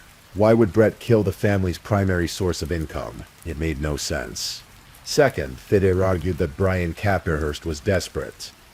Brian was drowning in debt, working 3 jobs, with a wife who had a criminal record for embezzling money to cover his gambling losses. Brian was the one who needed money badly enough to kill for it. Third, and this was perhaps the most unusual defense argument, Fedor told the jury that Brett was no Einstein. He wasn't smart enough to pull off such a complex scheme, to stage such an elaborate crime scene. If Brett had really planned to kill his wife and frame Brian, Fedor argued, he wouldn't have been able to do it convincingly. Brett Parker himself took the stand in his own defense, testifying for nearly 3 hours on a Friday afternoon. He admitted he'd been a bookie. He admitted he'd had an affair, though he claimed he and Tammy still loved each other and stayed together for their children. Me and Tammy got along fine, he said. We loved each other. I would never lay a hand on her. On describing the shooting, Brett's voice broke with emotion. I was panicked, he said. I immediately turned and just kept pulling the trigger. I was scared the whole time. He insisted he'd made a split-second decision. It was him or me. During cross-examination, when prosecutors questioned his actions immediately after the shooting, Brett grew frustrated. You gone sit here and tell me after what I was going through, is there a book on what you're supposed to do? He demanded. Because I was out of my mind. I had just killed somebody, and now I'm sitting there looking at my wife laying there in a puddle of blood. It was a powerful moment. A man in genuine distress, or a performance by someone who knew he was in serious trouble. The prosecution, led by Fifth Circuit Assistant Solicitor Luck Campbell, presented a very different narrative. This wasn't self-defense, Campbell argued. This was calculated murder, planned and executed to solve Brett Parker's mounting problems in one terrible afternoon. The motive was clear. Brett was drowning in gambling debt, facing pressure from associates he owed, and trapped in a marriage to a woman who earned more than he did and who would be difficult to divorce without significant financial consequences. But if Tammy died, there was that $1 million insurance policy, and if Brian died while seemingly in the process of committing murder, well, that eliminated both a witness and a creditor. Prosecutors walked the jury through the timeline evidence, emphasizing those crucial 11 minutes between Brian's arrival and the 911 call. They presented the gunpowder residue on the blinds. They highlighted the ballistic evidence and the medical examiner's testimony about Brian's arm injury. They pointed out the close-range nature of Tammy's wounds, suggesting an intimate killing rather than a panicked shooting during a robbery. They also presented the phone records showing a series of calls between Brett and Brian before Brian came to the house, suggesting that Brett had lured Brian there under false pretenses, perhaps promising to pay the debt, or at least to discuss it. And they demolished Brett's hope of using South Carolina's Stand Your Ground law as a defense. Under that law, a person can use deadly force to protect themselves without a duty to retreat first, but only if they're not engaged in unlawful activity at the time, since Brett was operating an illegal gambling business from his home. The Stand Your Ground defense didn't apply. He couldn't claim legal immunity for actions taken while committing a crime. The prosecution's theory of the crime went like this. Brett shot Tammy first, while she was working in her upstairs office. He shot her multiple times, ensuring she was dead. Then he went downstairs, perhaps checking out the window through those blinds to watch for Brian's arrival. When Brian showed up, possibly led into the house by Brett himself, Brett shot him multiple times with the revolver. Then Brett staged the scene, placing the 9mm pistol in Brian's hand, opening Brian's duffel bag to display the ammunition, positioning everything to look like a robbery gone wrong. Finally, he called 911 and delivered his rehearsed story about Brian shooting Tammy and threatening him. That 3 weeks of testimony, dozens of witnesses, crime scene photographs that showed the violence in stark, undeniable detail, so graphic that there were audible gasps in the courtroom when they were displayed. And then just before 5 p.m. on a Tuesday evening, the jury received the case for deliberation. They returned a few hours later with their verdict. The jury had deliberated for approximately 3 hours. When they filed back into the courtroom, the atmosphere was tense. Charged with anticipation. Guilty. Guilty on both counts of murder. An audible gasp went through the courtroom. Brett Parker's daughter and other family members wept openly. The verdict was unanimous.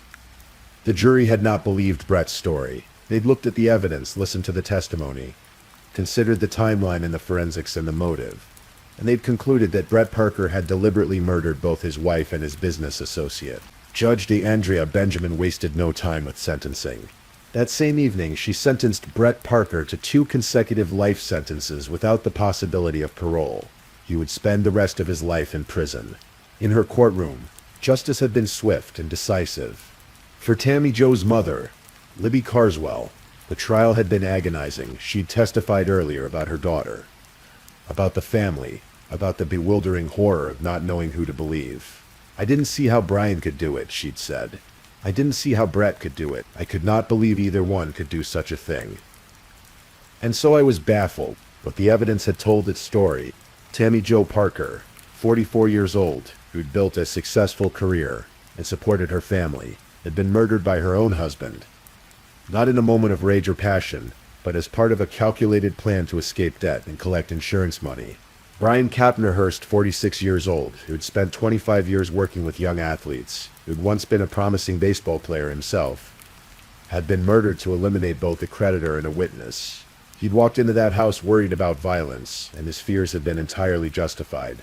Brett Parker would later attempt to appeal his conviction in 2016. A 3-judge panel reviewed the case and upheld the verdict. The evidence was solid. The conviction stood. As of today, Brett Parker remains incarcerated in a South Carolina prison, serving his 2 consecutive life sentences. The illegal gambling operation that had run through the Midlands, with Brett as its kingpin, was dismantled. At least 14 suspects were charged in connection with the betting ring. Brett's father, Jack Parker, faced federal charges for his role in the operation. The large house on Taqueria Court in Ascot Estates, where 2 people died on that April afternoon, eventually passed to other owners. New families moved in, unaware or unconcerned about the violence that had occurred within those walls. The neighborhood returned to its quiet rhythm, children playing tennis courts, echoing with games, the community pool filling with swimmers in summer. Life went on, as it does in the suburbs of South Carolina. There's something about this case that lingers, something beyond the facts and the timeline and the forensic evidence. It's the gap between appearance and reality, between the life Brett Parker showed the world and the life he was actually living. To neighbors, he was a pharmaceutical sales rep, a father, a husband. Behind closed doors, he was running an illegal gambling empire, racking up debts he couldn't pay, having affairs, and ultimately plotting murder. It's the desperation that gambling addiction creates. The way it consumed both Brett and Brian, pulling them into a spiral of debt and bad decisions, creating tensions that ended in violence. It's the calculated coldness of the murders. If the prosecution's theory is correct, this wasn't a crime of passion. This was Brett methodically solving his problems with violence, eliminating the people who stood in the way of his financial escape, and then attempting to manipulate the criminal justice system with his staged self-defense story. It's also the small details that gave him away. The toilet seat that was up when it should have been down. The 11 minutes that were too brief for his story to be true. The gunpowder residue on window blinds that no one noticed for 43 days. The bullets with his fingerprints. The security camera footage that captured the timing of Brian's arrival. Murder investigations often hinge on such details. Tiny inconsistencies that seem insignificant in isolation, but that accumulate into an overwhelming weight of evidence. For Tammy Jo Parker's children, the trauma was compounded. Not only did they lose their mother to violence, but their father was the one who'd killed her. They had to sit through a trial where the terrible truth was laid bare. They had to grapple with the knowledge that the man they'd looked up to, the father who'd raised them, was capable of such calculated brutality. For Brian Kapnerhurst's family, his wife Cindy, his children, the young baseball players he'd coached, the loss was equally devastating. Brian had walked into that house despite his fears, perhaps hoping to resolve the debt peacefully, perhaps trusting that years of working alongside Brett meant something. He'd been wrong, and he'd paid for that trust with his life. In the end, Brett Parker's attempt to escape his problems through murder didn't work. The insurance money he'd hoped to collect never materialized. The debts he'd hoped to eliminate through violence still existed. And instead of freedom, he earned 2 life sentences. The house on Taqueria Court stands quiet now. The neighborhood of Ascot Estates continues its comfortable suburban existence. The tennis courts echo with serves and volleys. Children splash in the community pool. Sidewalks carry joggers and dog walkers through streets lined with mature trees and manicured lawns. But on April 13, 2012, on a Friday that lived up to its superstitious reputation, 2 people died behind the brick facade of a nice house in a nice neighborhood. And the man who killed them learned that some debts can never be escaped. Some secrets eventually come to light. And justice, though sometimes slow, can be inexorable. And so we close this chapter, this journey into the hidden darkness behind suburban respectability. Let the story settle as you prepare for sleep. Remember that truth, like water, has a way of finding its way through cracks, of emerging despite attempts to bury it. Remember that appearances can deceive, that the smiling face of a neighbor might hide depths of desperation and darkness. Remember that violence, even when carefully staged, leaves traces that trained eyes can read. But most of all, as you drift towards sleep, remember that in the end, there were 2 victims. Tammy Jo Parker, who built a career and supported her family and deserved so much better than how her life ended, and Brian Kapnerhurst, who mentored children and loved baseball, and walked into danger despite his fears. They deserve justice. And justice eventually was served. Please, if you're still awake, let's move on to our last story.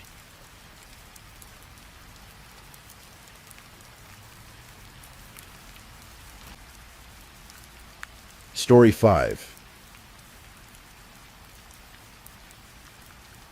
Tonight, I'm going to tell you a story. It's a story about a young woman whose light burned so bright that everyone who knew her couldn't help but be drawn to it. A story about dreams and ambition, about family and love, and about a system that failed when it mattered most. This is the story of Tiana Angelique Notice, and though it ends in tragedy, it's also a story about how one person's life, even when cut short, can spark change that echoes through time. We'll travel back to a cold February evening in Connecticut to understand not just what happened, but who Tiana was before that terrible Valentine's Day. Tiana Angelique Notice came into this world on February 4th, 1984 in Worcester, Massachusetts. From the very beginning, there was something special about her. Her father, Alvin, noticed, and her mother, Kathy Lewis, recognized it early. By the time Tiana was 6 years old, her father would later recall, they already knew she was destined for remarkable things. Growing up between Gardner and Leominster, Massachusetts, Tiana was part of a blended family that wrapped her in love.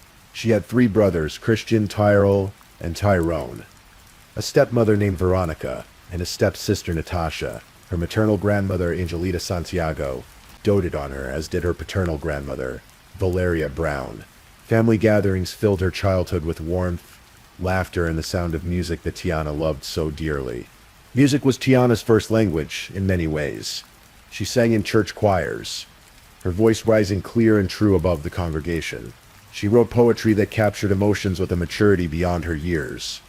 And she wasn't afraid to dream on paper, to imagine futures bright with possibility. Friends and family would later describe her as having a smile that could light up an entire room. The kind of presence that made you feel like everything might just turn out all right.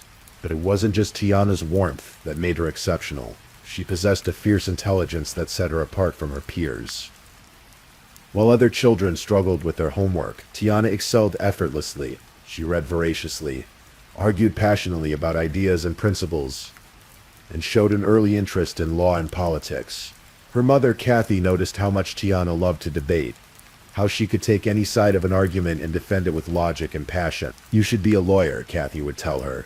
"You could argue with anyone and win." Tiana took that encouragement to heart. Her academic achievement was nothing short of extraordinary. She was so far ahead of her classmates that by the time she reached her senior year of high school, she was simultaneously completing her first year of college at Fitchburg State College. Imagine that for a moment. Finishing high school while already tackling college coursework. It was a testament, not just to her intelligence but to her work ethic, her determination to make something of herself. After graduating, Tiana set her sights on the University of Hartford in Connecticut. There she threw herself into her studies, earning a bachelor's degree in political science. But Tiana wasn't satisfied with just one degree. She wanted to make a real difference in the world, to have the tools and credentials to create change. So she enrolled in the University of Hartford's graduate program, pursuing a dual master's degree in public policy and communication, along with studies in paralegal work. In 2005, Tiana founded the Franklin D. Roosevelt chapter of the Roosevelt Institution at the University of Hartford, serving as its president through 2006. She was named to the National Dean's List. She did pro bono paralegal work that earned her awards and recognition. She was just 12 credits away from completing her master's degree when her life took an unexpected turn. By 2008, at 24 years old, Tiana was juggling her graduate studies with work, living in Plainville, Connecticut in a modest apartment complex at 40 Whiting Street. Her days were full: classes, studying, working, planning for a future that seemed limitless. But like many young women her age, Tiana also hoped to find companionship, someone to share her life with as she built her career. She had recently ended a 5-year relationship with her college sweetheart. The breakup was amicable, but it left Tiana feeling like she wanted to meet new people, to perhaps find someone who shared her ambitions and understood her drive. In 2008, online dating was still relatively new, but it offered opportunities to connect with people outside one's immediate social circle. That's how Tiana met James Carter II. James Carter II's online dating profile painted a picture of success. He was in his late 20s, and according to his profile, he owned his own home in Bloomfield, Connecticut. He claimed to work as an executive or manager at an insurance company. The details varied depending on who he was talking to. He presented himself as educated, financially stable, ambitious, and ready to settle down. On paper, he seemed like exactly the kind of person a young professional woman might want to meet. When Tiana and James connected, probably on MySpace or another dating site, depending on which account you follow, they arranged to meet in a public place. Tiana wasn't looking for anything too serious. She had just gotten out of a long-term relationship after all. But she was open to seeing where things might go. James was charming on that first date. He asked her about her studies, seemed impressed by her accomplishments, and talked about his own goals and dreams. Tiana's mother, Kathy Lewis, never met James in person during the early stages of their relationship. She only saw photographs of him that Tiana showed her. Years later, Kathy would recall that she had an immediate, visceral reaction to those photos.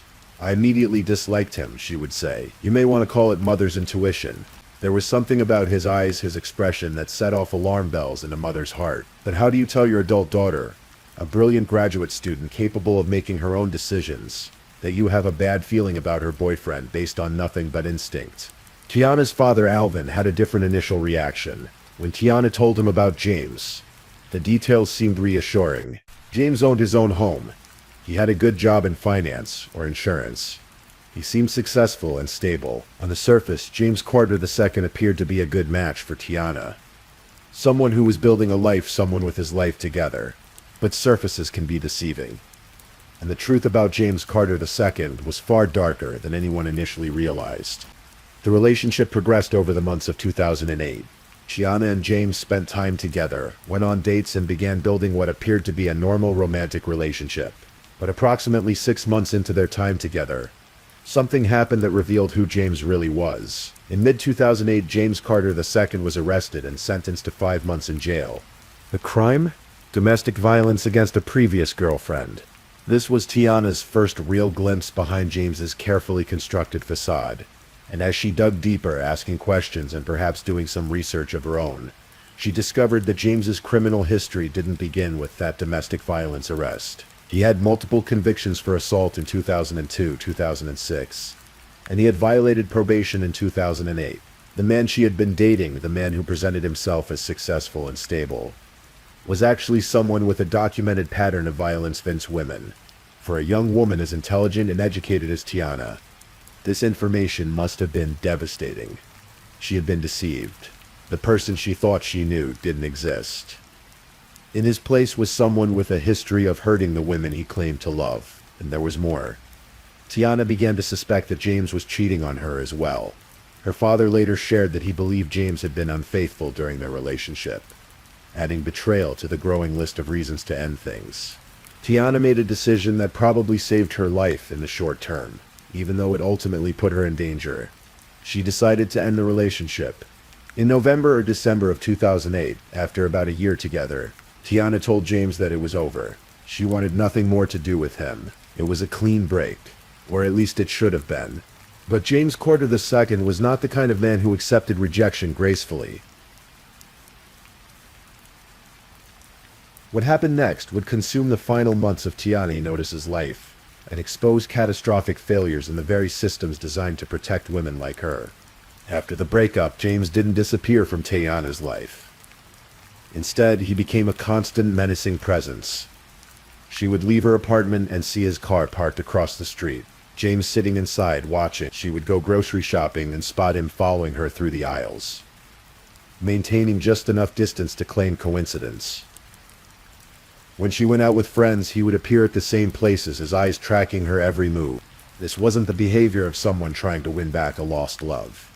This was stalking, pure and simple, and Tiana knew it. She confronted James about his behavior, demanding that he leave her alone. James's response was to escalate in the most unexpected way possible. On January 4th, 2009, he went to the Plainville Police Department and filed a complaint against Tiana, claiming that she had assaulted and threatened him at her home.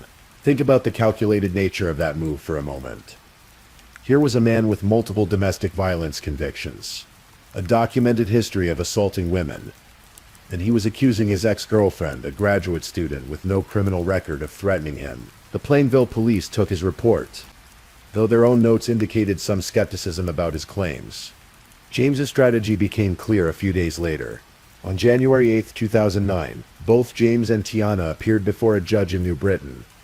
James was requesting a restraining order against Tiana.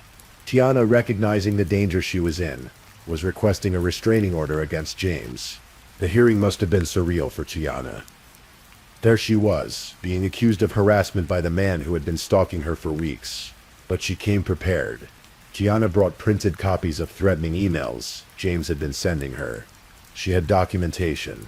She had evidence. James, by contrast, had only his word in the police report he had filed.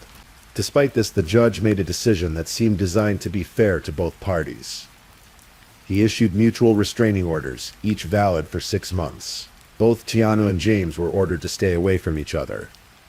to refrain from threatening, harassing, stalking, assaulting, molesting, or attacking the other person.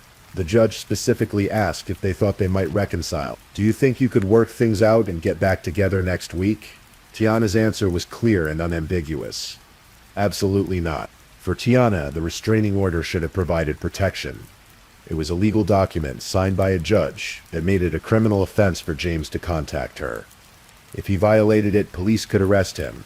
She must have felt some sense of relief walking out of that courthouse on January 8th. She had legal protection now.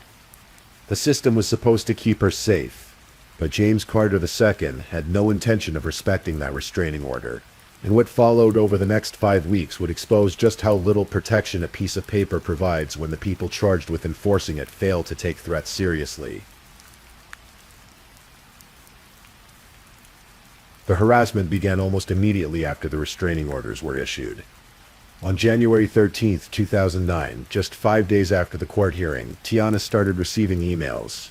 They came from an address associated with someone named Jessica Bandera, supposedly one of James's ex-girlfriends. But Tiana recognized the writing style, the threats, the intimate knowledge of her life. She was certain James was behind them. The emails were vicious and threatening. They were designed to frighten her, to make her feel unsafe even in her own home. For 2 days straight, the emails kept coming, each one more hostile than the last. Tiana documented everything and went to the Waterbury Police Department, where she worked, to report the violation of the restraining order. The police response was disheartening. Without absolute proof that James was the one sending the emails, they told her there was nothing they could do. Never mind that the timing was suspicious, that the emails began just days after a restraining order was issued, that the contents suggested intimate knowledge of Tiana's life. Without proof, their hands were tied, or so they claimed. James meanwhile filed for another restraining order against Tiana on January 16th. Their scheduled follow-up court date. Both parties returned to court, and this time they were each granted 6-month restraining orders. The legal back and forth might seem confusing, but the pattern was becoming clear. James was using the legal system itself as a weapon, filing complaints and restraining orders to muddy the waters and make Tiana appear equally culpable in their conflict. Then, on January 31st, James went to the Plainville Police Department with a flyer. The flyer contained Tiana's photograph, her name, and her phone number. James claimed he had found it posted at his house, suggesting Tiana was harassing him. The police officer who took the report noted in his written statement that the claim seemed strange. Why would someone need to put their name and photo on a flyer sent to an ex-boyfriend who would obviously recognize them?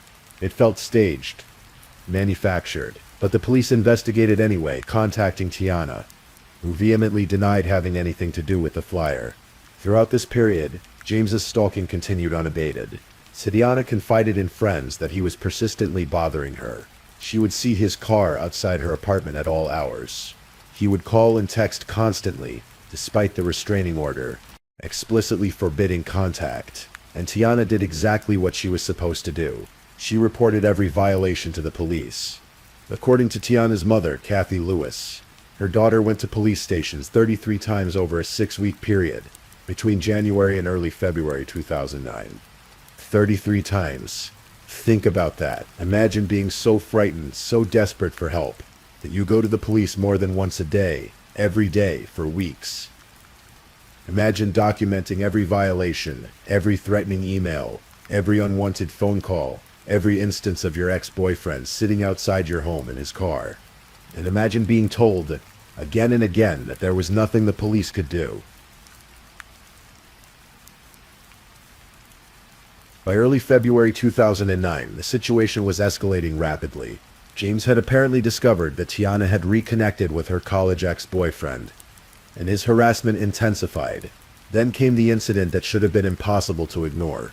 On February 7th, 1 week before she died, Tiana walked out to her car in her apartment complex's parking lot and found all 4 of her tires had been slashed. The damage was extensive, deliberate, and expensive. Tiana immediately suspected James. Who else would have done this? She reported it to the Plainville police, but once again she was told that without direct evidence, without proof that James was the one who vandalized her car, there was nothing they could do. It was classified as a property crime, not a violation of the restraining order. Frustrated and increasingly frightened, Tiana and her father Alvin took matters into their own hands. Alvin installed a wireless surveillance camera in the parking lot of Tiana's apartment complex, positioning it to capture anyone who approached her vehicle or her building. They figured if they couldn't get the police to take action, at least they would have evidence if anything else happened. The camera would later capture sounds that no father should ever have to hear. On February 13th, 2009, while Tiana was at work, she received a phone call. One of her coworkers answered, and immediately realized something was wrong. It was James calling, violating the restraining order. Yet again, this time Tiana had a witness. Someone else had heard James's voice, could verify the call happened. She contacted the Waterbury Police Department, where she worked, to report the violation. What happened next was a bureaucratic nightmare that perfectly illustrates how domestic violence victims can fall through the cracks of the legal system. The Waterbury officers told Tiana they couldn't verify the existence of her restraining order. It was a long holiday weekend, they explained, and they were short-staffed. They asked her to have the Plainville Police Department fax over a copy of the restraining order. Plainville was 18 miles away. Tiana had a copy of the restraining order in her possession. She showed it to the officers, but apparently that wasn't enough. There was confusion about how to authenticate the order, about where copies would be kept, about who had jurisdiction. The Connecticut Protection Order Registry existed precisely to prevent this kind of confusion, but somehow no one seemed able or willing to access it properly. Officer Victor Leon and Sergeant David Sheehan of the Waterbury Police Department would later be found negligent for their handling of this incident, but in the moment, Tiana was just desperate for someone to help her. When Tiana finally made it back to her apartment that evening around 7:20 p.m., she discovered another violation. Pinned to her door was a handwritten note from James. It read, "Tiana, forgive me. I never cheated on you. If I'm lying, may God take my life. Forgive me for everything else I have done." The surveillance camera Tiana's father had installed should have captured whoever left the note, but the tape had run out. Still, the note itself was evidence.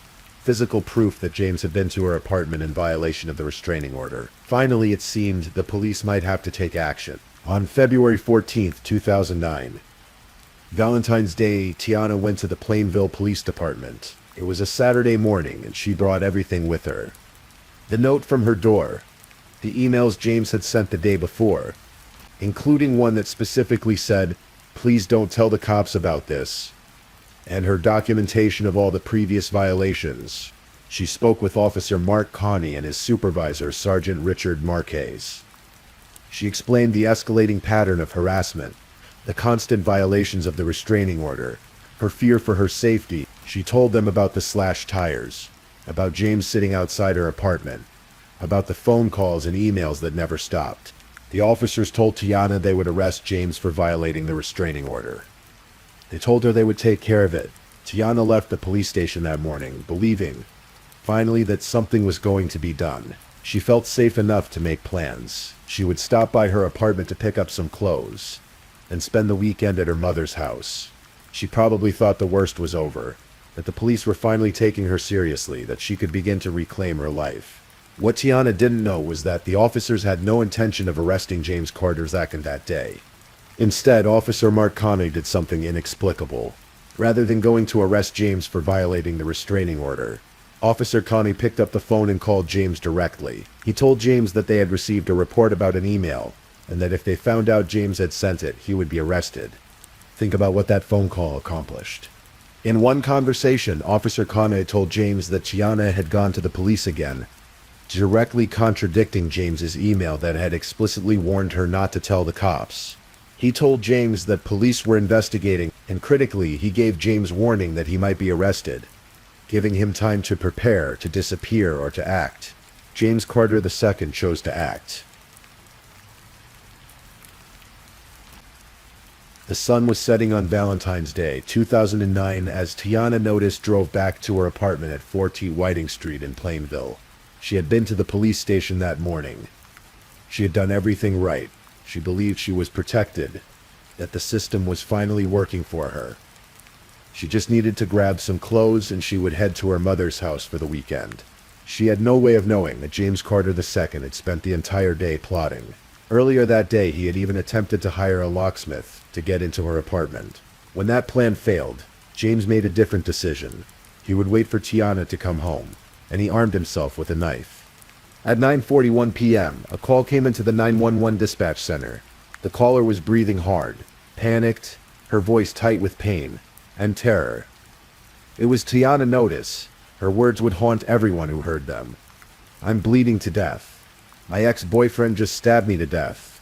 The surveillance camera Tiana's father had installed captured audio of the attack. Neighbors heard screaming, terrible, desperate screaming that echoed through the apartment complex. Witnesses saw a car speeding away from the scene immediately after the scream stopped. They would later identify it as James Carter II's vehicle. When police and paramedics arrived, they found Tiana in the parking lot. She had managed to run to get away from her attacker even as her life drained away from multiple stab wounds.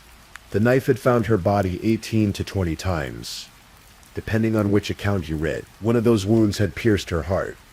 Despite the massive trauma, Tiana had somehow maintained enough consciousness to call 911, to identify her attacker, to use her last moments to make sure the world knew who had done this to her. Paramedics rushed Tiana to Hartford Hospital, working frantically to save her life. But she had lost too much blood. The medical team tried everything. They even performed manual cardiac massage, literally massaging her heart with their hands, trying to force it to beat. But it was too late. At approximately 11:45 p.m. on February 14th, 2009, just 10 days after her 25th birthday, Tiana Angelique Notice was pronounced dead. When Tiana's parents Alvin and Kathy arrived at the hospital around midnight, they knew immediately from the receptionist's face that their daughter was gone. A surgeon led them to a private room, and a team of doctors delivered the news. Kathy would later recall the doctor's words. "We did everything we could. We even did hand massage on her heart, but she had lost too much blood and we couldn't revive her. She's gone." Alvin Notice was taken to identify his daughter's body. Years later, during James Carter II's sentencing hearing, Alvin would describe what he saw. "I identified her body, and I'll never forget what I saw. My daughter laying on a gurney all butchered up, less than an hour after Tiana died." Police arrested James Carter II. When they searched him, they found Tiana's blood on his shirt. They had witness statements placing his car at the scene. They had the surveillance camera audio capturing the attack. They had Tiana's own 911 call, her dying declaration naming James as her killer. And according to trial testimony, James's own brother would later testify that James had called him that night and confessed to stabbing Tiana.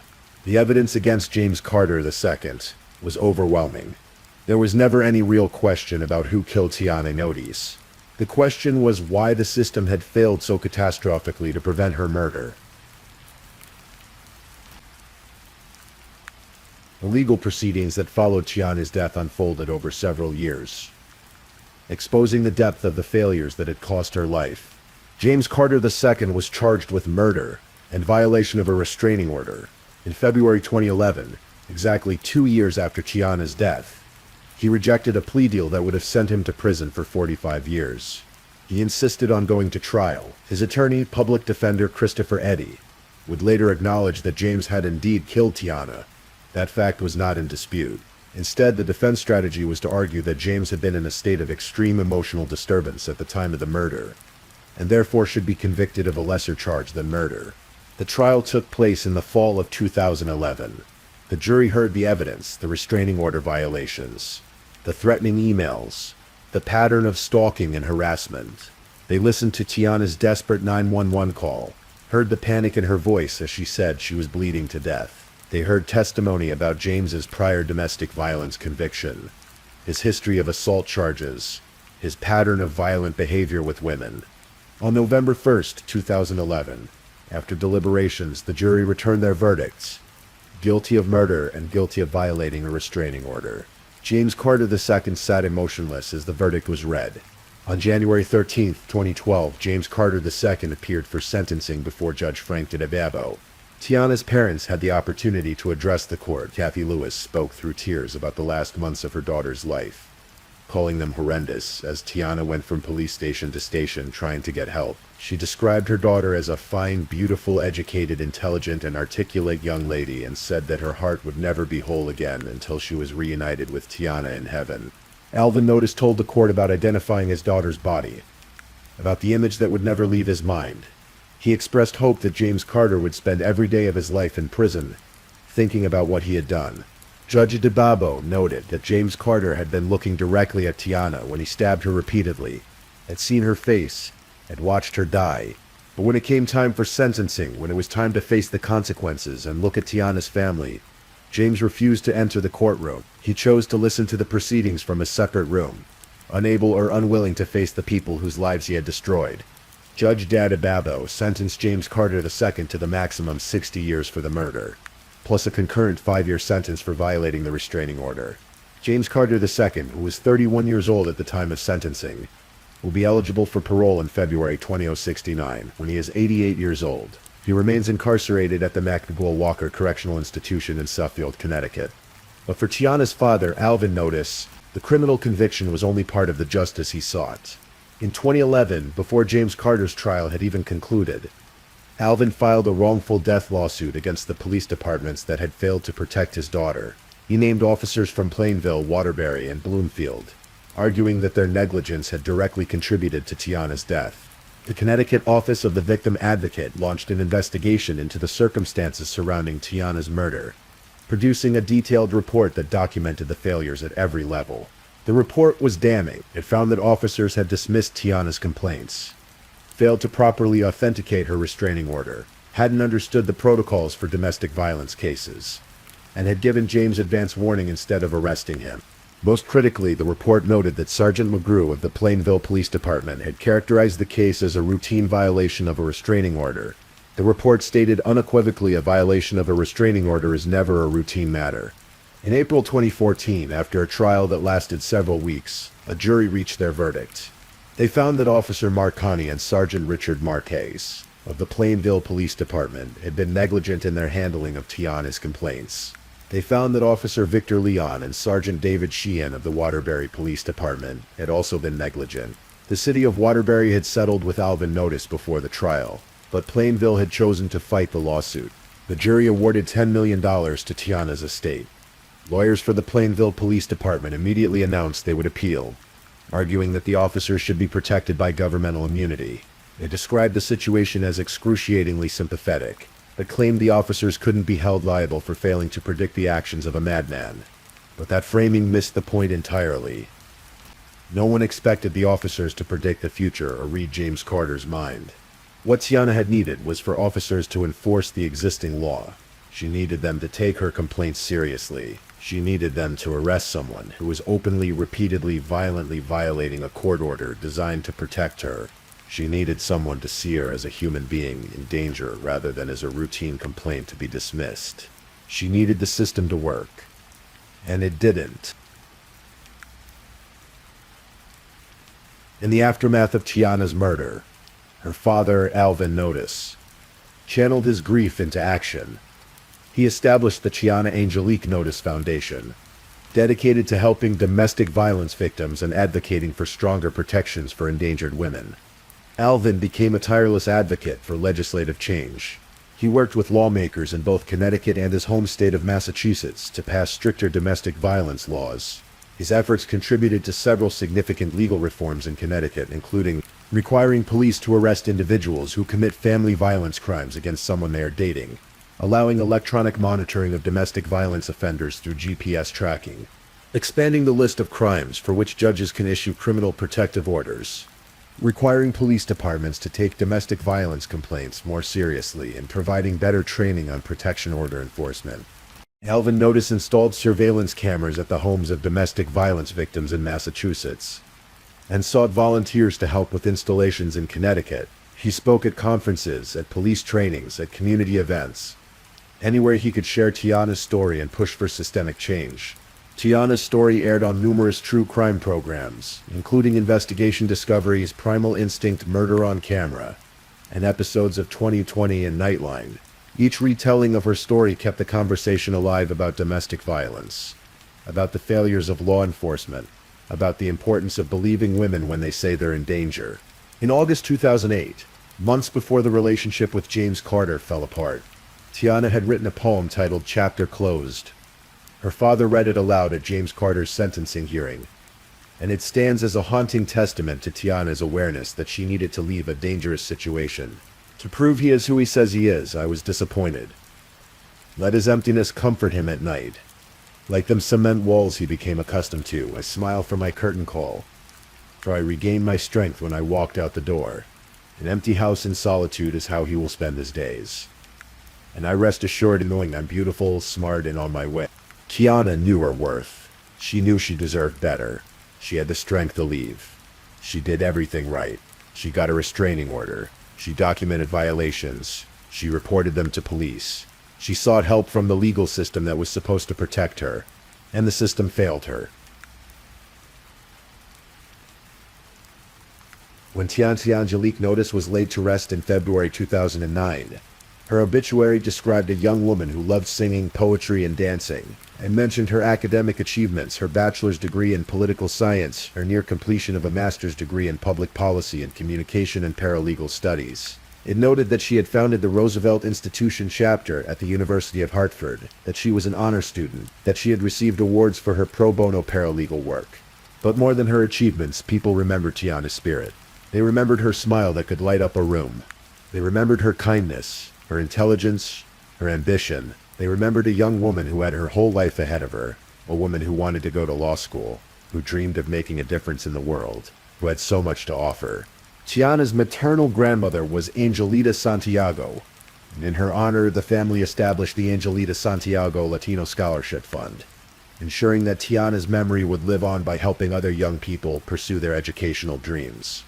The case sparked important conversations about domestic violence, about how society and law enforcement respond to women in danger, about the gaps in the system that allow abusers to act with impunity even when protective orders are in place. Tiana's story became part of a larger movement to reform domestic violence laws and police procedures across the country.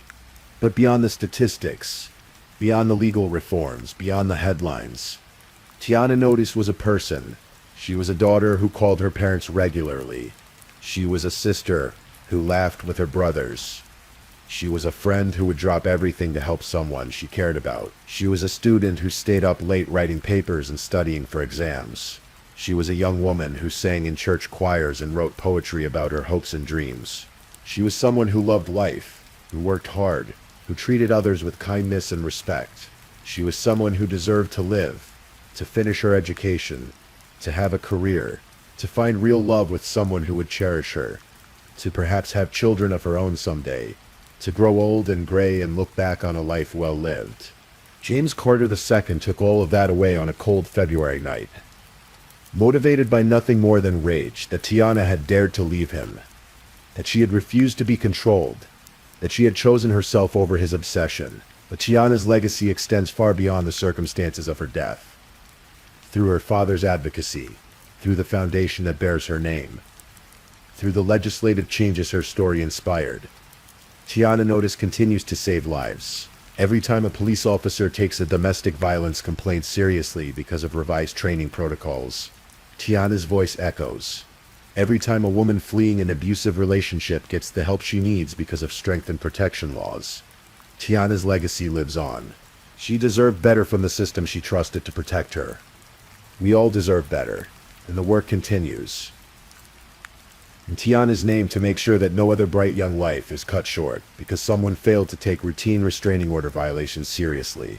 Tiana Angelique Notice, born February 4th, 1984, died February 14th, 2009, 25 years old, 12 credits from her master's degree, a whole lifetime of possibilities ahead of her, gone but never forgotten. Rest in peace, Tiana. Thank you for listening to tonight's true crime story.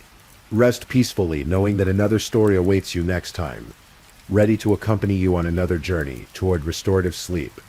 But if you're still awake, don't forget to like and subscribe so you don't miss our next true crime stories. And until next time, stay safe and take care. Good night.